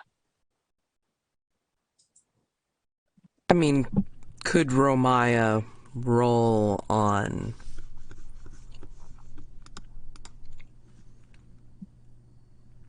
using exceptionally studious to try to figure out how to disable? Work. Pretty much anybody could do defy disaster. Okay, gotcha. Yeah, defy disaster. Love that. Defy disaster would be just fine. But if anybody has like a something that they think would work better, they could also run with that. Say what you're willing to sacrifice and pick your approach. Well, this would definitely be with knowledge, so wit, but what would be worthy of sacrifice to defy disaster?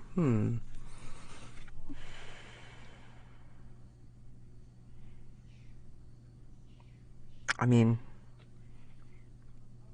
willing to kind of take it upon myself in some way to accept. So you could like take some sort of like physical damage, yes. Or you could lose, an item perhaps. I feel like the incomprehensible tome could come into use in some way. Because it's like, trying to almost like using the knowledge of kind of like scrambling things. It's like, it would be a way to disable the ward. Okay. By using this tome. Okay, that seems reasonable. Okay. All right, so that is what you're running with. All right, go ahead and roll. And then this would be with wit. Okay.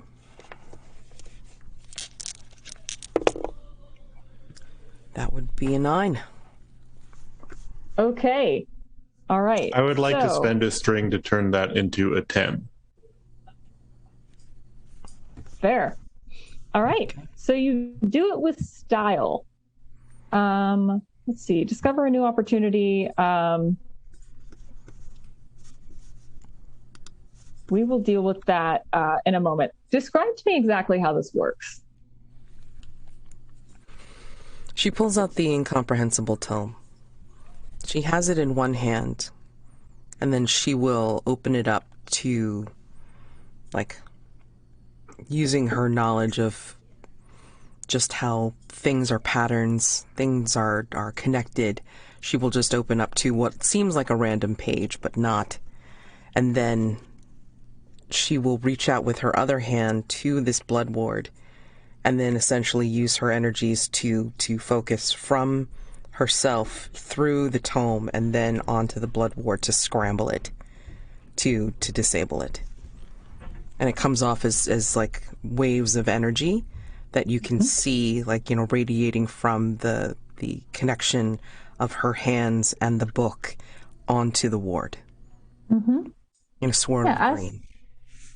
Yeah, as the energy sort of radiates out, the blood, which has been, it's looked relatively fresh somehow this entire time, browns and cracks and eventually like sort of flakes off as you just sap the energy from it. So you now have a passageway that nobody in Blood of Eden thinks is usable.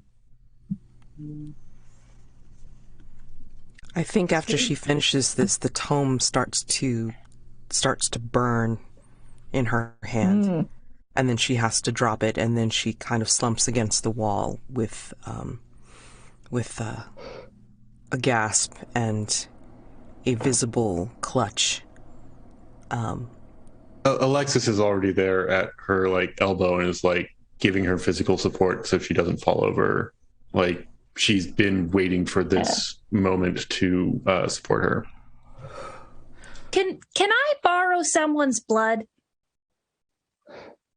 Are you going to give it back? No, sorry. A total normal thing to ask that, yeah. Can I have someone's blood? Not all of it. Axia just raises their hand. Okay, great. I was just thinking maybe I would put up a fake blood, it won't be a real blood ward, but just so if they come by, they might not realize we've taken it down, right? It won't pass complete muster for someone who's really looking at it, but just a little. But I didn't want to use mine because I've always, you only have so much, right? And then it takes time to regenerate. So I wanted to use someone else's blood. Can I use yours? You were halfway through that question, and Axia had already cut a palm open. He was just offering it. I was gonna start drawing probably anyone who's an actual blood ward necromancer would be very humiliated by the what I've done here because it's not my specialty. But it's an approximation of a blood ward that I am not applying any actual magic to. It just looks like one. How much percent-wise would you say it looks like a smiley face?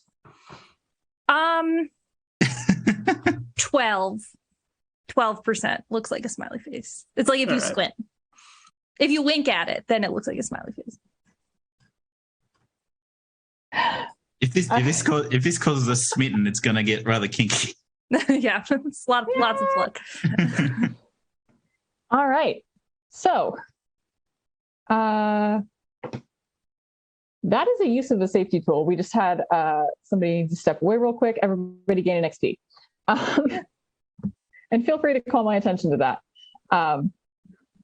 Ooh, it looks like I get stuff. As needed. Okay, perfect. If you've got 3 XP, you can unlock a new move. You can up a stat by 1.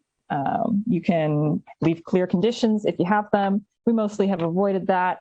I have a cat standing on my books again. All right, so you've done that. You've made it. You've successfully, masked your presence as well as maybe. And as you sneak through that hall, you can very clearly hear that as you've been sort of taking care of this issue, it appears that the 2 voices that you heard have joined a a third in that sort of room. Like, I can't read it anymore. Oh my god. I have something coming up on the thing that's whatever. The bottommost room, the like kind of long, the long one that looks like it has a door at the bottom, 20 something. 23. Yeah, you can overhear what sounds like the heads of the two cells basically arguing over who should hold on to this information and why. You've got the Aberdeen cell arguing, it's their intel, they've got it, and also, the voice of, the one man who was sort of arguing against a totally scorched earth thing, that this planet can still be, the people, at least when they're moved to a new planet, when this one like becomes, unable to sustain life, they're going to remember if, Blood of Eden was merciful or if you just, destroyed everything in your path. And you hear a clearly this person is making an attempt to disguise their voice. All of you remember from the briefing that the head of the Perth cell is vehemently anti-necromancer and appears to be threatening this group in order to gain the information. Damien, what's Guilty saying? What is the character? What exactly are they threatening this group with? Okay, I'm going to try something here. Let's see if it works.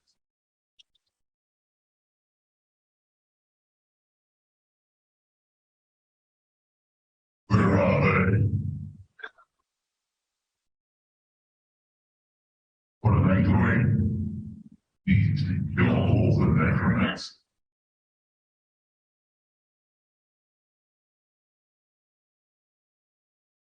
I am having a little trouble understanding that, but that should just be my earbuds.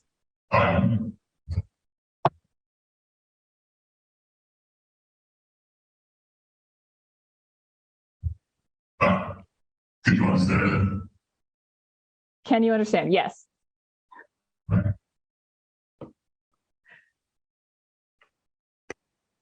All right, I'll take that off for a second. All right, feel free to, enunciate some choice threats, but for the bulk of the conversation, I'm not sure that'll be. I thought I'd try that. Yeah. It is cool. It is cool. It sounds cool. I have to play with it a bit more. Yeah, it's valid. And we now know exactly what Guilty of All sounds like. But yeah, little tough. Guilty of All, what are you threatening this cell with if they don't give you, the names, the information on all of these traitors? I will raise this place to the ground. I don't care. Instead of the Empire having it, I will raise it all to the ground. You make a compelling argument. All right, so the rest of you, I mean, you can hear the other two like arguing back, but Guilty of All seems more than willing to turn this into like intercell conflict as needed. What are you gonna do?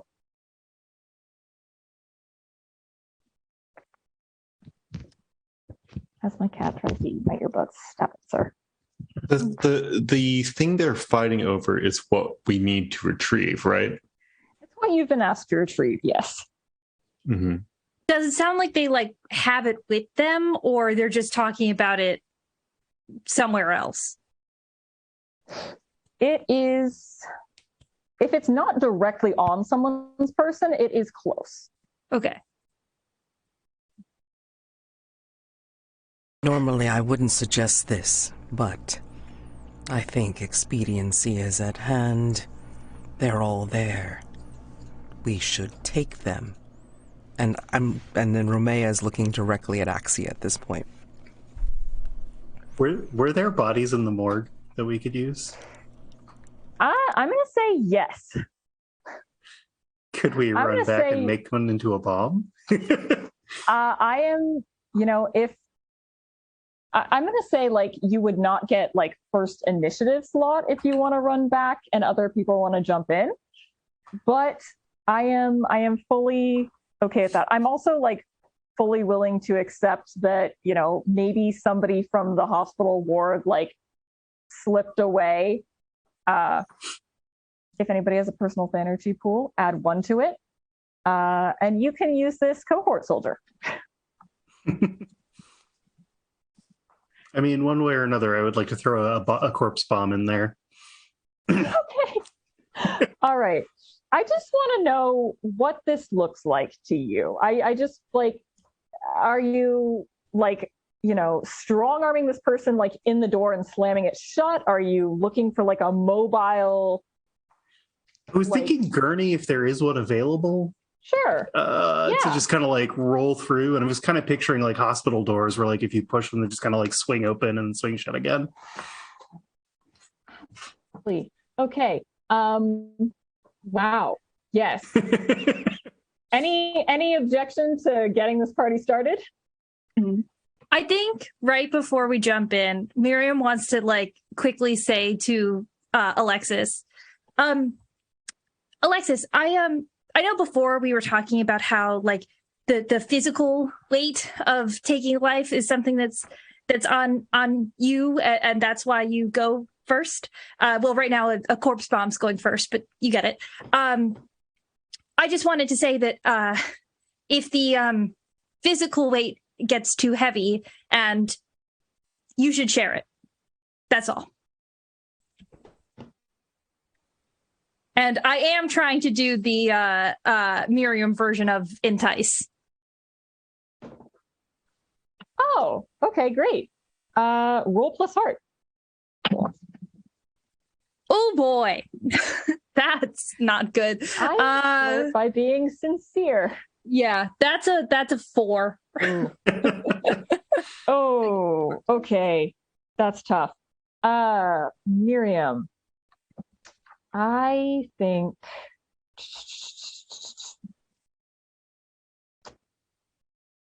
you're insecure. I think you're taking a condition. Yeah, tough. All right, so that's going to be -2 to entice. It's to clear. You take rash action to confront the object of your jealousy. Less of a like object of jealousy and more like, in order to clear this, you're going to have to do like make a really bold move in order to prove your worth as like an object of desire or general competence, whatever. Yeah. So that's, got it. You've got that. All right. Death bomb. All right. So I assume everybody sees this happening. You guys can defy danger in order to escape the consequences of the blast. You're going to get a +2 to the roll. I do need everyone to roll. You are doing this one room away. Is this +2 on top of well, if we do a mod, like any other modifier, or is this just the +2? I would accept whatever you're rolling with. This is probably going to be like grace or wit or I don't know, maybe soul, or I'm sorry, sinew or mind or soul. But if you before everyone rolls, I would like to when I see the bomb coming. Since Miriam failed on convincing me not to put my body in danger, I would like to say, that's sweet. No. And like no. Position myself between her and the bomb so I'm defying danger for her. Oh. Right. I mean, I'm defying danger for both of us, I think is how I'm trying to do it. But like the thing I am willing to sacrifice here is my body. Oh, okay. I love that. Cry. I think if I still roll, I think that I would be rolling for spirit, just to kind of be paying, honestly, it's more to be paying attention to what advice I'm getting from the spirits around me than anything else, which I might not respond to quickly regardless. So Yeah. Okay. Beautiful. all right. I'm just picturing that moment, and then you hear like a gurney coming down with like one squeaky wheel, like a shopping cart. Yeah. Yep. And actually just like running, pushing it, like Oh my gosh. And we're This is hearing what I live Axia roll for. down the hallway with the giggles. Oh my god. Excellent. All right. Let me know how the Defy Danger rolls go, and then we will describe the consequences of this corpse bomb. 11. Hell yeah. 3. Oh no. Man. Oh man. oh Okay. damn. Oh, you Oh, get that's +2 fun. That's a from 3 the- off of a 2. No. Mine was a oh no, Cecilia. Oh man. Mine was I I got a 6 or 7, sorry, 7. I rolled a 10 and then plus all the bonuses, I think about like 13. So you've done this before. This is you've got this down. This to like absolute perfection. I'm going to say, let's see, who were our failed rolls here? Cecilia and Alexis. Cecilia and Alexis. Okay. I am gonna say you can get a string with your 13. Actually, gain a string on both of them, as you can basically like spend that to help them out going forward. And if you want to spend it immediately, feel free. I have a relevant move. Oh, go for it. That it doesn't matter that I failed so badly. I have Cavalier Primary, which says when you roll to defy disaster that is going to befall another PC, you also gain a string on them or ask one of the following questions. I'm going to check how many strings I have, but I think that it is not 3. In fact, I have no strings on you right now. I am going to ask one of my questions, which is, what is a secret pain you carry, Miriam? Yeah, okay. So I think it's a fairly obvious pain that Miriam carries, that like her whole family's dead, even though she doesn't act like it's pain. The secret pain is that Miriam felt like her family didn't like her that much even when they were alive, which like her last close relative died when she was 10 years old. So that's old, which was her sister, old enough to have like a relationship. So it's kind of like, not only am I socially awkward because I spend all my time, with the spirits of the dead, but also because even when I was surrounded by living people, I was also not that good at interacting with them socially. I want Miriam to have just everything she wants in life. All right, so you gained a string on Cecilia in order to immediately help out. Remind me what you rolled, Cecilia? I think it was a 2 on the dice. A 2. Oh, Jesus. Yeah. Okay. Yeah, that's rough. Although I did warn everybody, so you also get a +2 for being warned.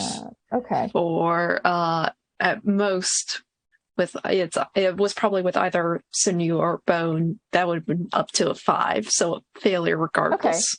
You Okay, can, but yeah, I'll you drop can my add string. you can add or subtract 1 from every roll they make after rolling. You can get that up to a 6. Can we get it up to a 7? Is there? Can any way I to do drop a that? string too? Can I? Because I have. Yeah. If you've got a string on Cecilia, yeah. I do. Yeah. Okay. Oh, Cecilia, you're not going to like that Miriam is helping you out again. Okay. So that is, you're going to get a success with the sacrifice. Cecilia, what are you sacrificing in this Defy Disaster thing? Are you putting your butler in front of this? Forgot about him. Yeah. Gotta. Okay. What's happening to your butler? Yeah, I think they pushed me out of the way. Like, I just... All right. Your butler is going to be / Cavalier is out of commission for this scene.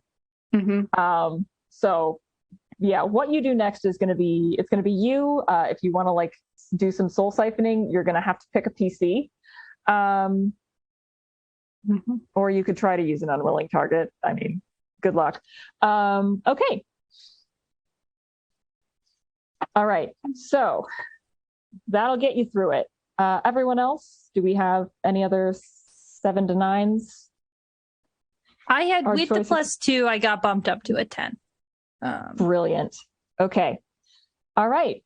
So everybody pretty much either manages to dive out of the way or, hide themselves behind something that takes most of the blow. Except that I got a 3. Oh, Jesus, you got a 3. Right. Fucking hell.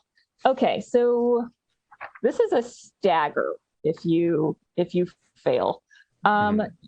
You're in the 0 to 3 things. All right, so you can grin and bear the blow, mark 2 conditions. You can hesitate or stumble, and the opposition will gain an opportunity, or you can lash out at somebody whose regard matters to you. You provoke them to do something foolish or harmful, and you're going to use a string on them if you have one, like poorly. Is there anything that Romaiah can do to help Alexis at all? I'm so far down. Like I mean, I'm at a 5 because I was warned. I was using sinew. I think it's warned. So if 2 people have strings on Alexis that they haven't used, we could bump that up to a 7 as well. I do think people have generally used those strings. I think I've got not 100% 2 sure. that I haven't used yet. You can use one because I also picked one up. Yeah. Okay, so you can use one for Alexis. But for the relationship question, it's like if Alexis had Alexis has a string on you. Okay. Yeah, I have I have 2 strings on Romaiah. I don't think Romaiah has a string on me. Okay. Yeah, I don't have any. Yeah. I mean, I think I'm gonna get blown up. Yeah. You're gonna get blown up or like disoriented or yeah. I'm going to grin and bear the blow and mark 2 conditions. I just need to figure out which ones they're going to be. I'm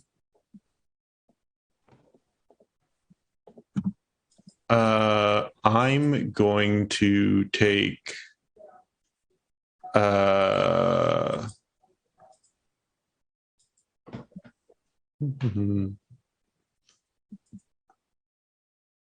having learned that secret pain of Miriam's, I'm going to take guilty and hopeless. Beautiful. All right. That sounds ideal. So the door is gone. It is splinters of wood. And inside of that, you can see you've got 4 people in this room. Each of them has also taken a couple of conditions. All right, so heads of the Aberdeen cell, you guys recognize Ness and Grace, who are both like kind of, the Aberdeen cell is like kind of masky. So you recognize Grace with like an oblong mask with these red tear tracks that's like shoved up on top of her head for the moment. Has a couple of knives, but is like kind of picking her way out of what used to be a desk currently. So isn't exactly in a position to use them. Ness, the lifeguard, pulls out a pair of like lead pipes as he sees you. Damien, I'm sorry, but I think a flamethrower probably like is no longer useful since they just exploded something in the room. Like that probably exploded too. So, couple conditions on each of them as we're going. Guilty of all, head of the Perth cell, gas mask, voice modulator, kind of tattered overcoat, also pulling himself out of the wreckage. Looking as furious as can be, considering you cannot see his face. And he's also has a formerly silent individual, huge woman, couple of hand axes strapped to her belt that she's taking out, rins with several missing teeth. What are you going to do?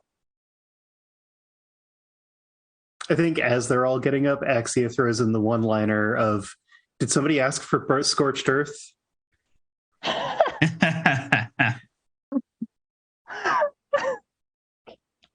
Well done. Way to be stylish.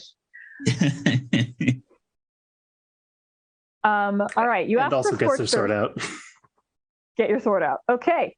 There isn't so much an initiative thing here. It's going to be whoever wants to move first, which I mean, Axia's made the first move. But if somebody doesn't jump in, they're going to come at you. Well, because I did technically get a 7 to 9 on that previous roll, I think I'm kind of still like a little bit dazed from the bomb going off. So like, I don't think I'm going to be going first anytime soon. That's fair. I would love to go first, but I got blown up. I think that after you bore the blow. Yeah. Can I X-ray spec like Alexis and then like hopefully remove one of those conditions? Yeah, I believe you can. Corpse I hope so.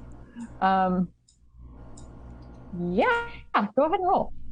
Okay. Damn straight, 12. Hold 2. Okay. Hold 2. All right. You see an underlying medical issue. They can remove a condition. All right. So you can hold on to one of these, or you can spend them immediately. Yeah, you can remove a condition. Definitely remove a condition. All right, and you can gain a string. Yeah.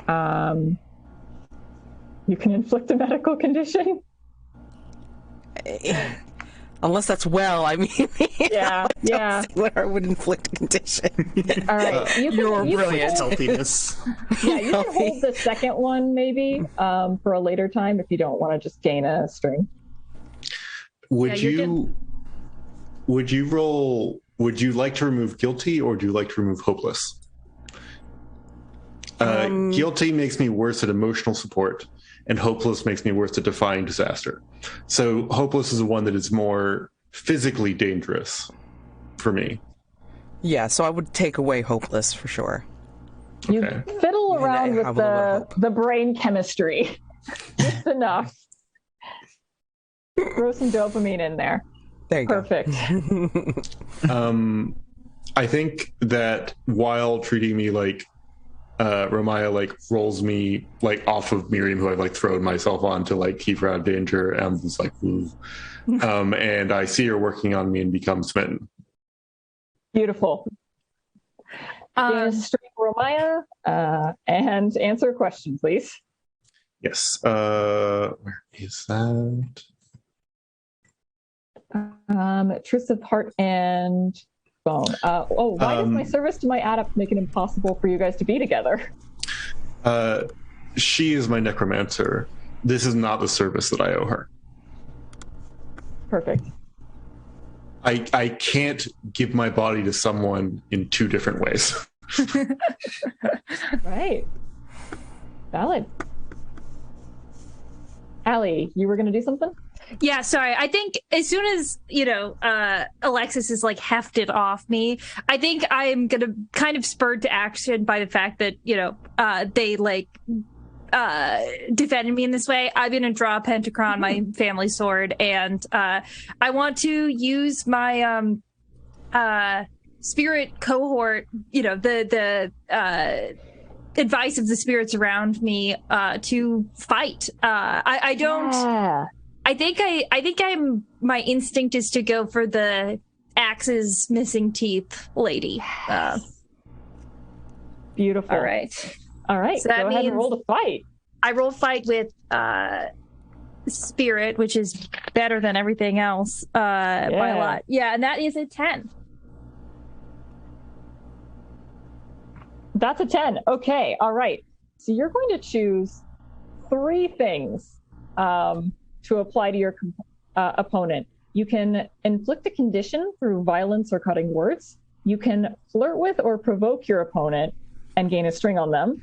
You can create an opportunity for an ally through prowess or distraction, or you can take an object from your opponent or seize a superior position. And I'm gonna make you describe this to me. Sure. Yeah. So I think the first thing I do is just with I dart forward. This sword is very light, and it's designed so that a scrawny necromancer can use it and use it well. So I'm going to slash across, and draw some blood is the first thing I'm going to do, which I think pretty immediately would probably make this much stronger than me person feel insecure that I absolutely got the first hit on him. So that's the first thing I'm going to do is inflict a condition. I am the next thing that I would like to do is I want to create an opportunity for an ally, which I think that by kind of rushing forward by not being the person who looks like it, I'm going to also kind of be loud as I do so. I'm going to run in screaming. And so I'm hoping that by immediately focusing all my attacks on this person, that I've actually sort of distracted some of the others and opened an opportunity for, I guess, specifically Axia, who I think is closest by to kind of cause some chaos in the aftermath. So that's the second thing. And the third thing that I'd like to do is I want to seize a superior position.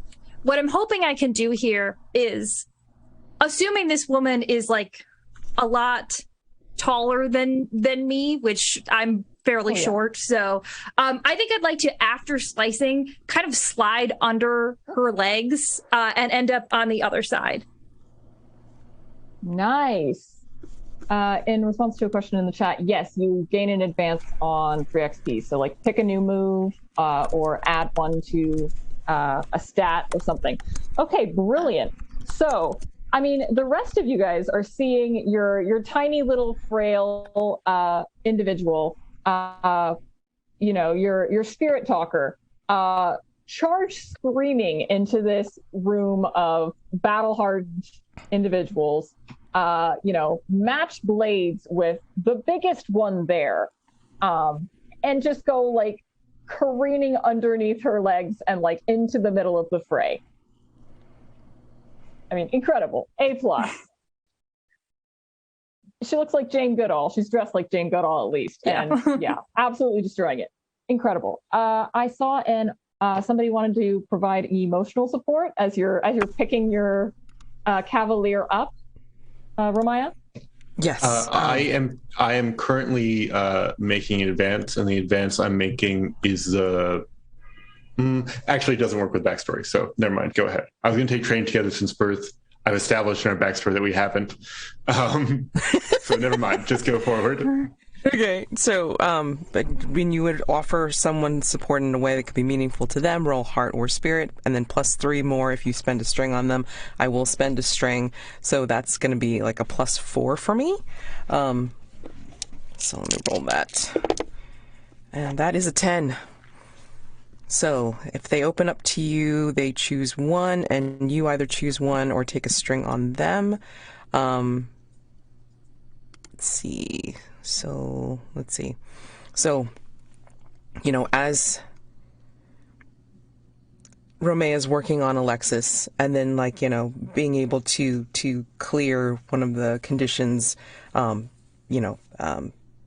the energy, and then being able to see in Alexis's eyes that, you know, they're smitten, and then just kind of looking at them with very, with new eyes, and like showing a softness that I don't think Alexis has ever really seen before from Romaiah in any emotional way, but in this case, yes. And Romaiah will take both her hands and clasp Alexis's face, and then just offer, "You need not fear. You need not feel guilt at failing, because you have not failed. You have tried to save. And that is the best we can ask for anyone, and especially you." And so, yeah, those are the words that Romaiah will offer. And I don't know if you're going to open up to me on my 10, because it's like I want to help you clear that guilty condition. So, and if you're smitten with me, then they may choose an additional option. Yeah. And if I'm smitten with them and they refuse to open up to you, it stings. You mark a condition. Open up, damn it.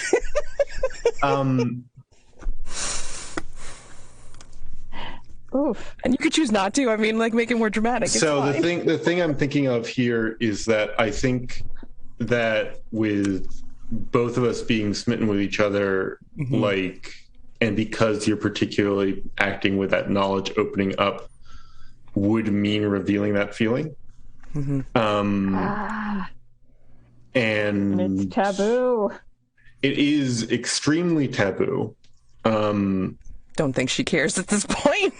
Yeah, true. The question is whether Alexis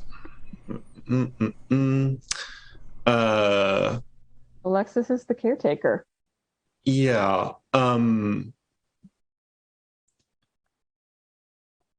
If you consent to it, I think that Alexis would finally kiss in a dangerous situation here. So I think that then I open up. So I'm going to I get to choose 2 so I'm going to clear condition and take +1 forward. Okay. And I open up by, like, you got your hands on Alexis's face. She puts her hand on your cheek and then, like, moves her face up to kiss you, and then puts her forehead against yours and says, "My life has always been yours." And then she's going to, like, spring up and, like, put herself between Romaiah and all the other threats and charge into battle. So each of you is going to get a +1 to rolls for the remainder of the scene to A, get to safety, and B, protect the other one. Okay. Damn. Okay. So we've got tiny adept of the 5th in the middle of a room of dangerous insurgents. Everybody else is maybe a little bit either, like, having the time of their life or, like, scarred for life by seeing a moment of intimacy between Necromancer and Cav. We're going to cut to Damien pulling himself out of the rubble. Right. How's Guilty of All reacting to all of this? Guilty of All is not very happy at all. Weapon options. Is that just for the Aberdeen cell you've got listed there? Follow your heart song. Whatever you think it would be cool for Guilty of All to pull out at this juncture, that's what Guilty of All has. Excellent. Awesome. Okay, Guilty of All, like, fire in his eyes. Turns to maybe Miriam? Axia. Axia, the grinning member of the cohort, Grinning in the rolled a gurney into the midst of you and slammed grinning the in the door. face of the enormous amazingness of guilty of all is just a crime. So he goes, "I will flay the skin from your flesh," and pulls out. If you know your Three Kingdoms Chinese history, the General Guan Yu had a weapon called a Guan Do, and it's kind of like a long polearm type halberdish, huge, and it's kind of a curved blade, and he just readies it for battle. Damn, who's going to take that challenge? Oh, you Axia's know. down. Oh. Oh, you know. Free. There's no reason you both can't fight this guy. Yep. I fucking love pole arms, though.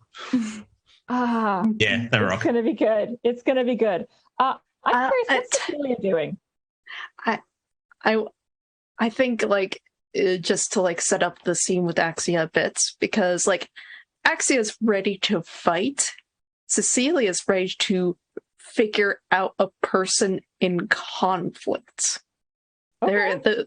I have a little bit of a different intention than incapacitating someone. Okay. Go. So- So you're trying to figure out a person during a physical conflict. Okay, yeah, absolutely. But it's definitely a tag team situation right now. Okay, so Axia, go ahead and get this fight going, and then we'll see what Cecilia can glean from this. Sure. Oh, I also got snake eyes. Oh, no. Okay. Wow. I could spend the energy to make that up to a 3. And what am I using to fight with? Daring or grace, which are so I can get that to a 5. Does anybody have a string on Axia? I have exactly one string, and it's on Miriam. I have a string on Axia, but one string won't help. I have a string on Axia as Okay, cool. Yeah, I tried to give Axia an opportunity before, so I think this is me just being maybe I'll wink at you, just a little go, come on. All right. Nice. Are you both Alexis, willing to spend those strings? Yes, I have 2, so I might as well spend one. And Alexis says, "Hit the floor, kid." All right. So Miriam, from behind you, you make eye contact as you're both charging into the middle of this. Miriam winks, and then Alexis is like, "Oh God, duck." So on a 7, Axia, you are going to choose 2 of the fight moves, and your opponent is going to choose 1. You're going to flirt or provoke and gain a string. Through violence or cutting words, inflict a condition. Create an opportunity for an ally through prowess or distraction, or take an object from your opponent or seize a superior position. Maybe create an opportunity and maybe try to take their polearm. Okay. All right. So you're going to try to take the polearm, and you're going to create an opportunity for an ally in doing so. I assume that's the opportunity. Okay. Damien, however, what do you want to do back?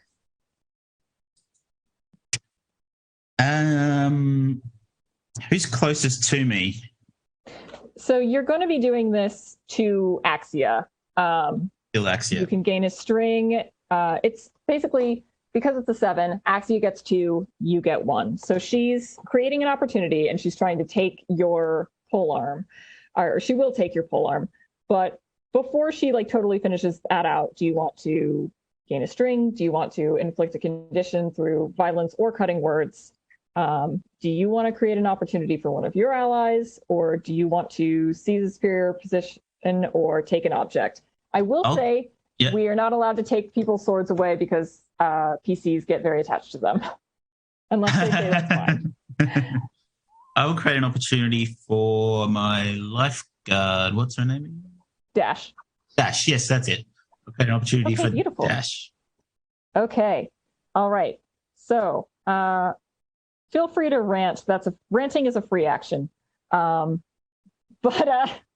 Yeah. So Axia, describe to me what you're doing, how you are like getting this giant polearm away using your weaponry. So I think I've got my long sword, and I think I just like sort of parry a couple of strikes, and then I don't know, maybe I chop it in half. Ooh, I love that. But Okay. while like I think kind of by accident, because I am taking Alexis' advice and just like going down.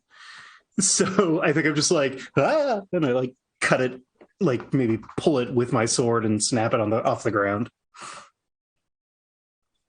Nice. All right. Would you like to rant as a free action, Damien?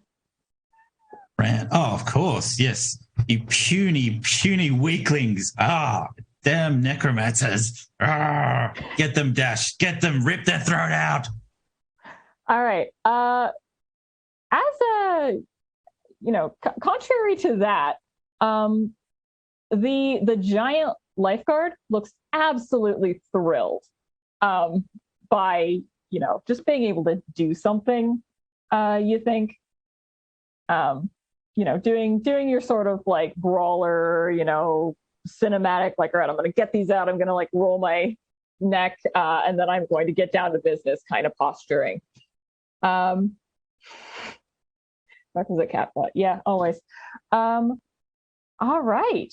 So I saw you wanted to X-ray specs Ness and Grace. Ness is basically pulling the leader of this cell out of the remains of that desk now. They are a little bit less interested in direct conflict. Might be thinking about calling for help. So yeah, taking them out wouldn't suck. All right. Family. So, yeah, who looks more capable of leaving the room quickly to try to call for help? The man, Ness. Okay, so I'm going to roll on Ness. Let's see. That is a 12. God, if there is one thing you can be counted upon to do, it's absolutely destroy people internally. Yes, so definitely inflicting a medical condition on... Now, can I do that twice? Like, so once on Ness and once on Grace? Since I have two? I think it's cool. I'm going to say yes. So, yeah, so she basically does like the wonderful hand waves and flicks and then directs the wonderful condition that they had on the cohort in the other room. So, the nice you get a purple cancer, infusion. and you get a cancer. And Exactly. You get a cancer. All right. Yeah. They're going to stagger. Damien, if you want to react to that as well. Probably Grace is just going to like kind of fall back into the wreckage, stare at her hands in horror, then be like, damn, Dom. Yeah, pretty much. Pretty much, that's it. Pretty much. Yeah, what the hell? What else are you going to do at this juncture? All right. Cecilia was planning on figuring someone out. You want to do that as you're seeing the conflict? Yep. And I think I created an opportunity for that. Yeah. Nice. Go ahead and take a +1 with the created opportunity as well. That just makes me have a flat roll because my wit is -1. Oh, tough. Yeah. So even it's at an 11. So it's not bad. I just can't get a 12. That's all. Very solid. No, that's good though. That's a good roll. All right. So ask us some questions. Yeah. Well, because you can ask 2 questions now or later in the scene. And because we're in conflict, I may ask an additional third question. Yep. And I get to access to this list now, and which is my first question, which I'll ask right now. How can I get you to betray your ideals? Damien? Whoa. This is an extreme radical member of Blood of Eden. How could this member of the Eighth get him to betray his ideals? Ooh, that's a tough one. And it is a valid answer to be like, you absolutely can't. But if there is a way, I'm curious what you think would be necessary.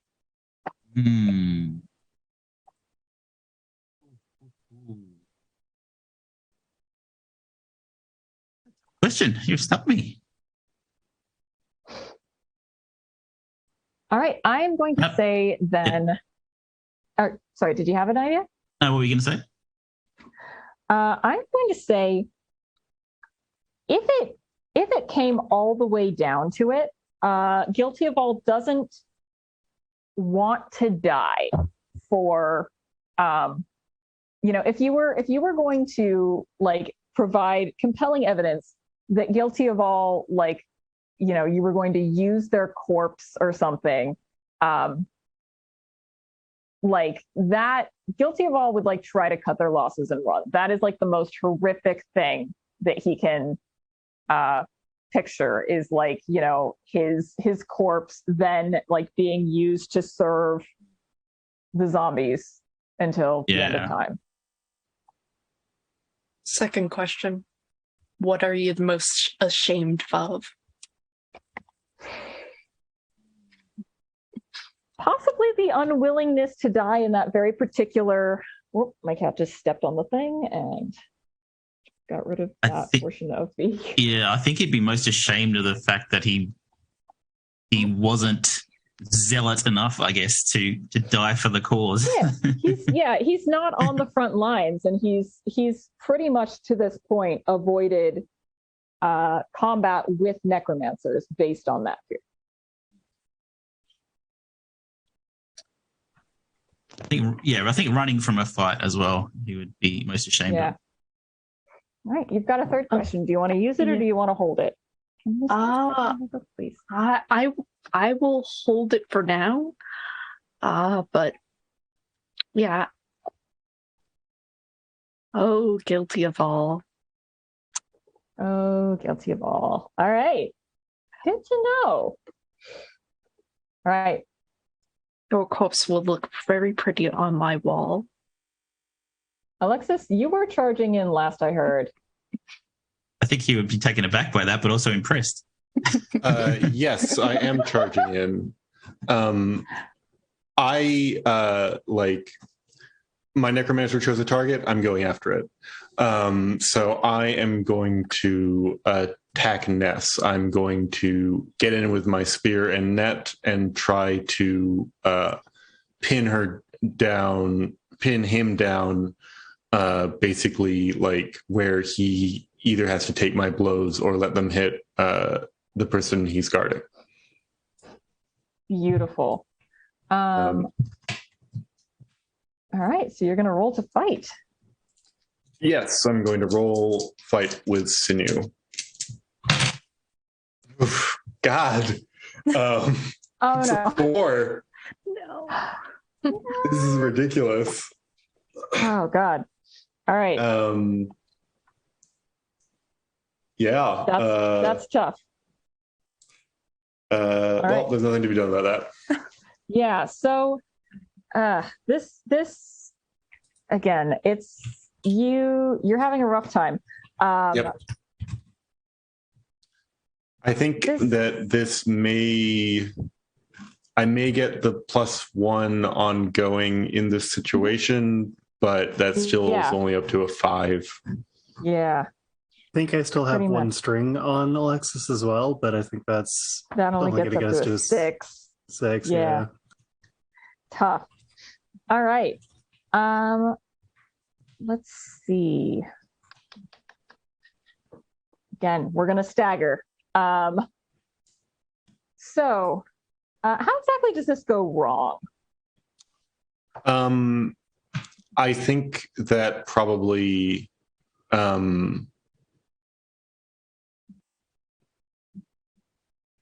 think that let me look at the stagger options again. You hesitate or stumble, and the opposition gains an opportunity. You lash out at someone whose regard matters to you, provoke them to do something foolish or harmful, and take advantage of a string if you have one. You grin and bear the blow. Mark 2 conditions. I think that the weight of realizing that I kissed my necromancer is like hits me mid attack, and I stumble and leave myself open, creating an opportunity for the creating an opportunity.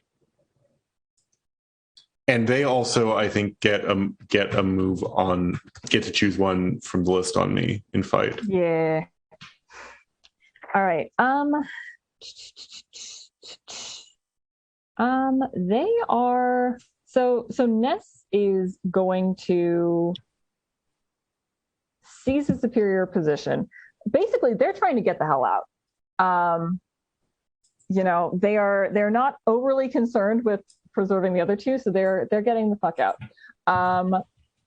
So those two are going to, you're hesitating, you're stumbling, and they're dragging themselves out the door into the wider area. So you'd have to go through who knows how many people who are rushing this way because of the explosion.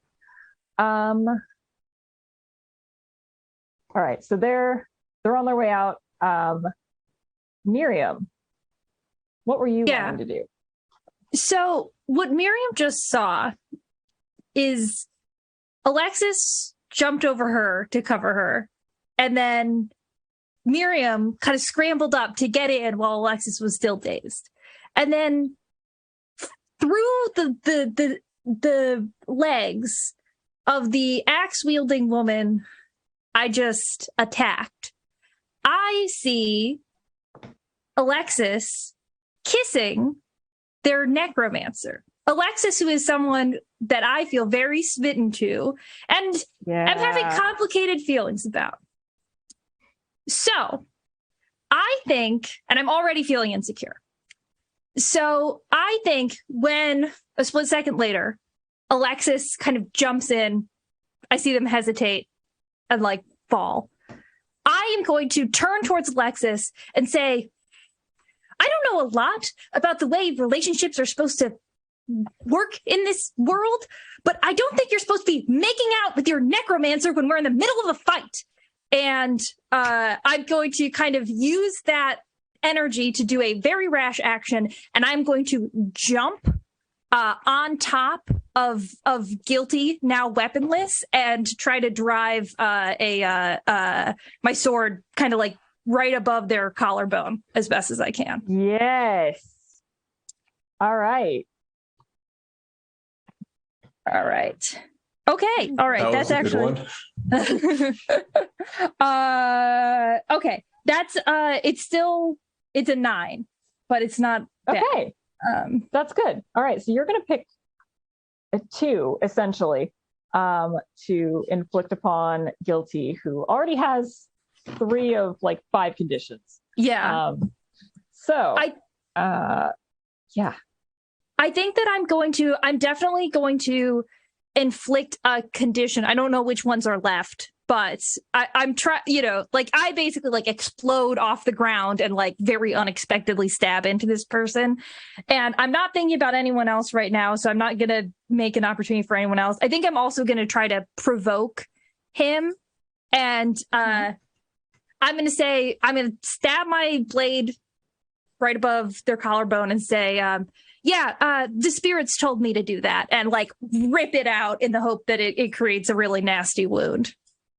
All right. Axia is smitten. Axia is seeing this teeny tiny. All right, Axia. All right. So Miriam, you get a string. Axia, answer a question. Tiny badass. I think it's that sort of the relationship between the fourth and fifth houses that kind of makes Axia go like, that'll never work just because like we kind of owe them like the support that they give us. So like, I don't want to mess that up. I got to keep it professional. All right. I love that. But oh God, that was so cool. Loved it. All right. So Guilty is reeling. The rest of you can see like the lifeguard kind of coming up behind Miriam, whose back is open. Does the next person want to try to finish off Guilty of all, or? I want to dive in and have Miriam's back, and Beautiful. like prevent the lifeguard from taking an action against her. Right. Which I think is going to be Defy Disaster. Yes.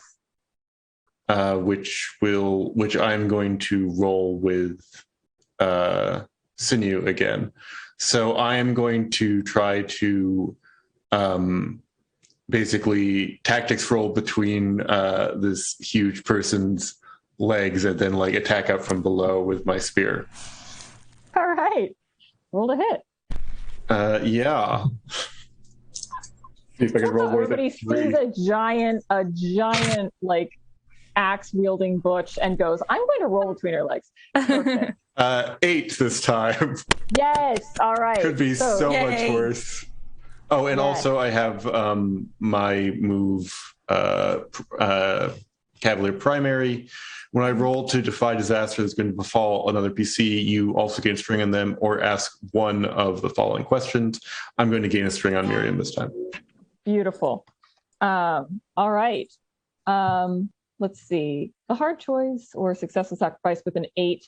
What am I? And the thing I'm willing to sacrifice, I should say, is the thing I'm basically sacrificing is the opportunity to go after the primary objective. Yeah.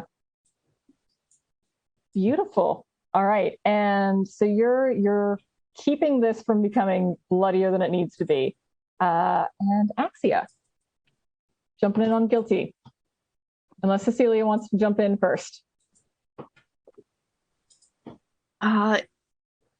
Yeah, I think I'm going to take my blade, Justice. This is for all the people that you have destroyed. I'm going to cut down on Guilty of all. Beautiful. Ooh. Roll fight.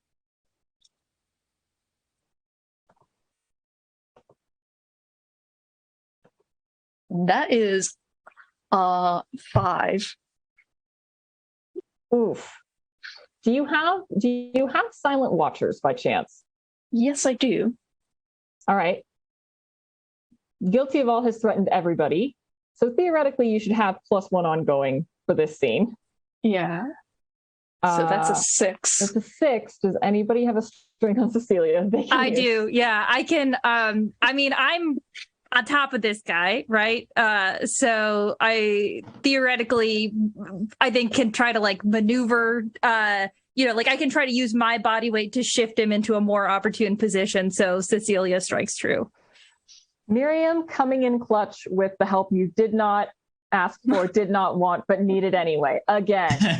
Cecilia, Nice. how does this look? How do you want to do this?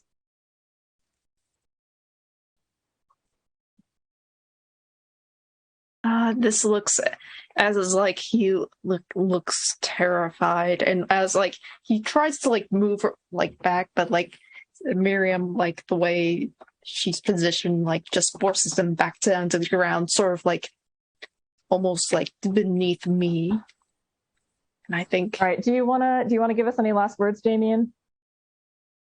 I would say, I'm glad it was you, Cecilia. We're adept of the 8th. All right. Yeah. Do you kill him or do you just kind of incapacitate him? I think the worst outcome, because the 8th house is not really known for mercy. I think it's worse to be alive. So I just Okay. knock him out. Ooh. Knock him out. Okay. Twist. Bring him in. Wow. All right. Incredible. As he falls, I think you can sort of grab from like inside a pocket, like you can see like this roll of paper, or I say paper, flimsy.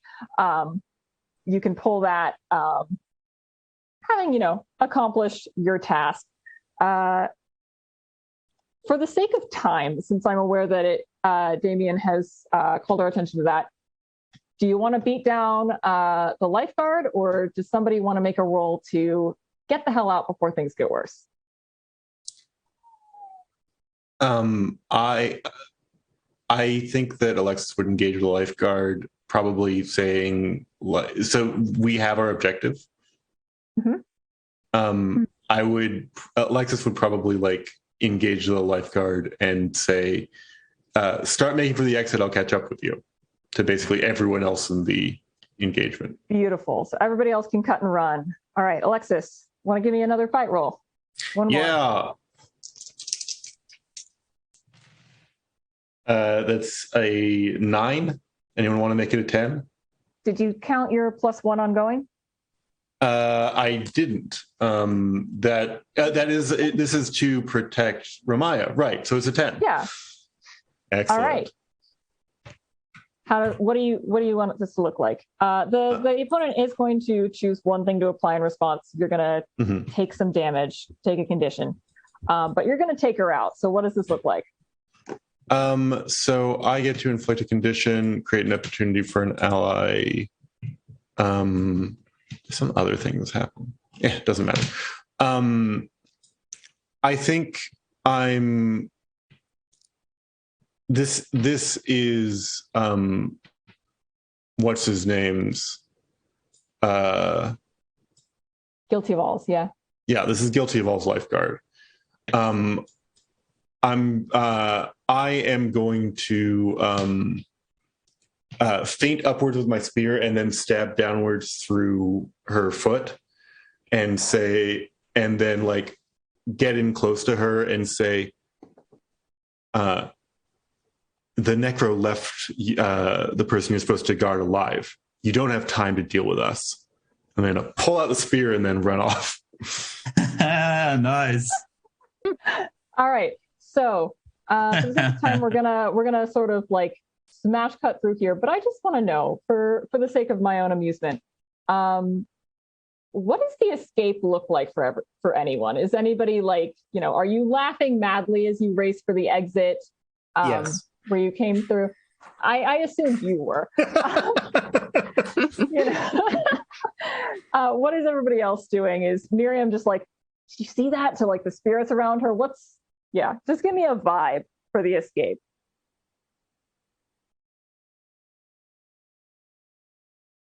I think Miriam is, the spirits around her, I think sort of like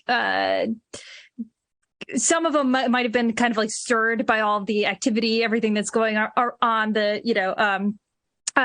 with the necromancy being performed. I think that I'm kind of trying to ignore them as best as I can as I like run through, including the spirits of my family who are, like all in a tizzy about me, going off and being over dramatic.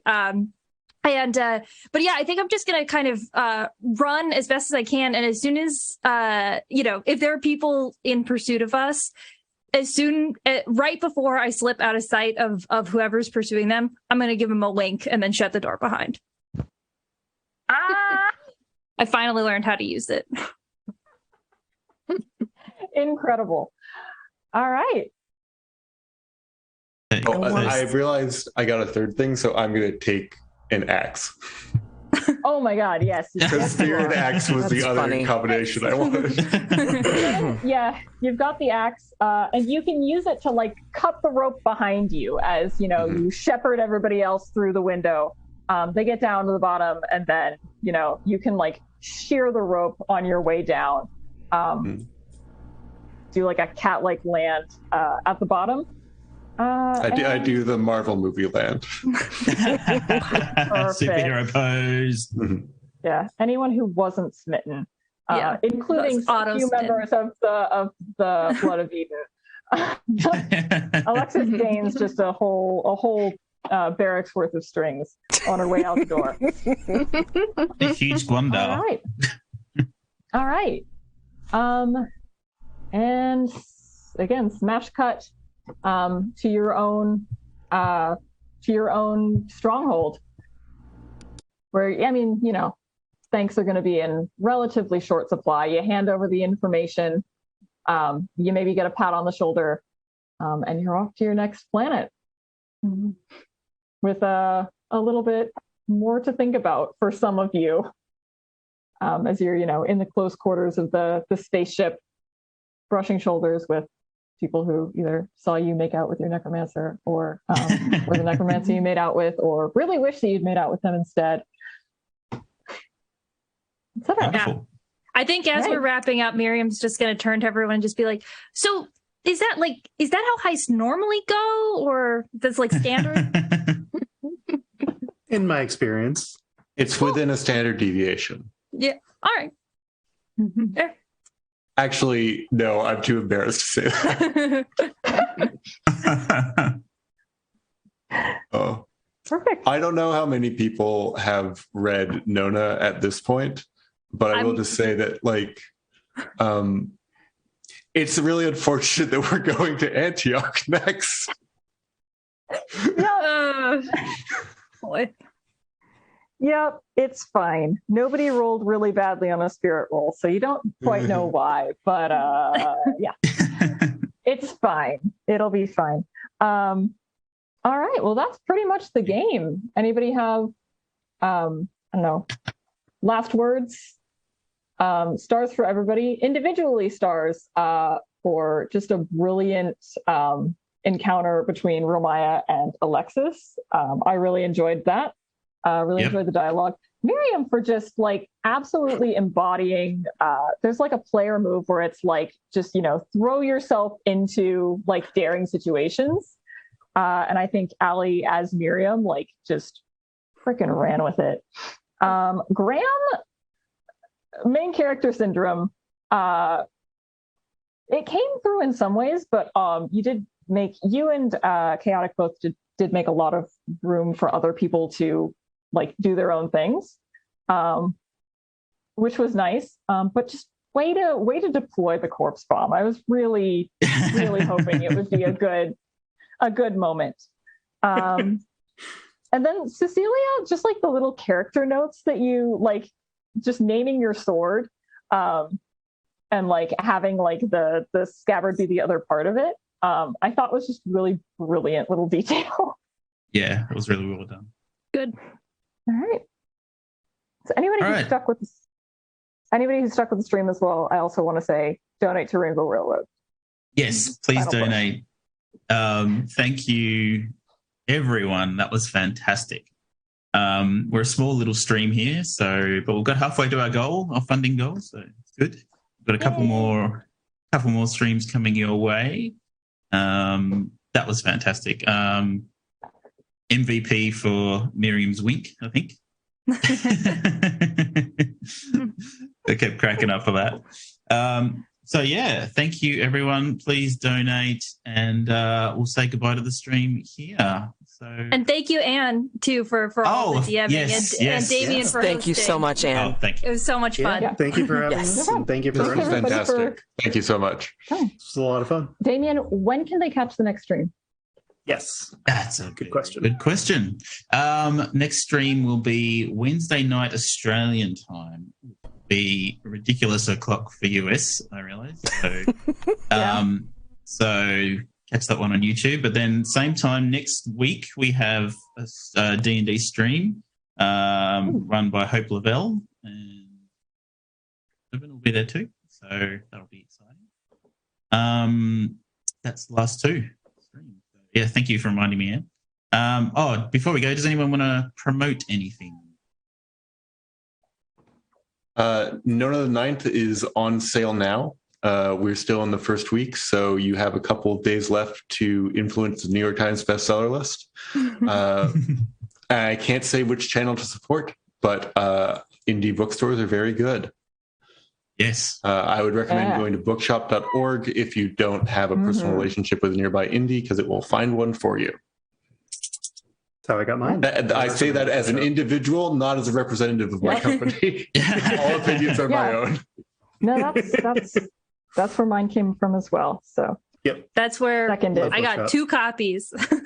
Thirded. Yeah, my household can't agree to share a book when it comes out, so we got to. Nice. I understand the conflict. All right, please support your indie bookstores who pay tax. Anyway, yeah. Anyone else, or shall we go? I think that's good. it. Read the Lockstone series. Peace out. All right, peace out. Thanks, everybody. Bye. Bye.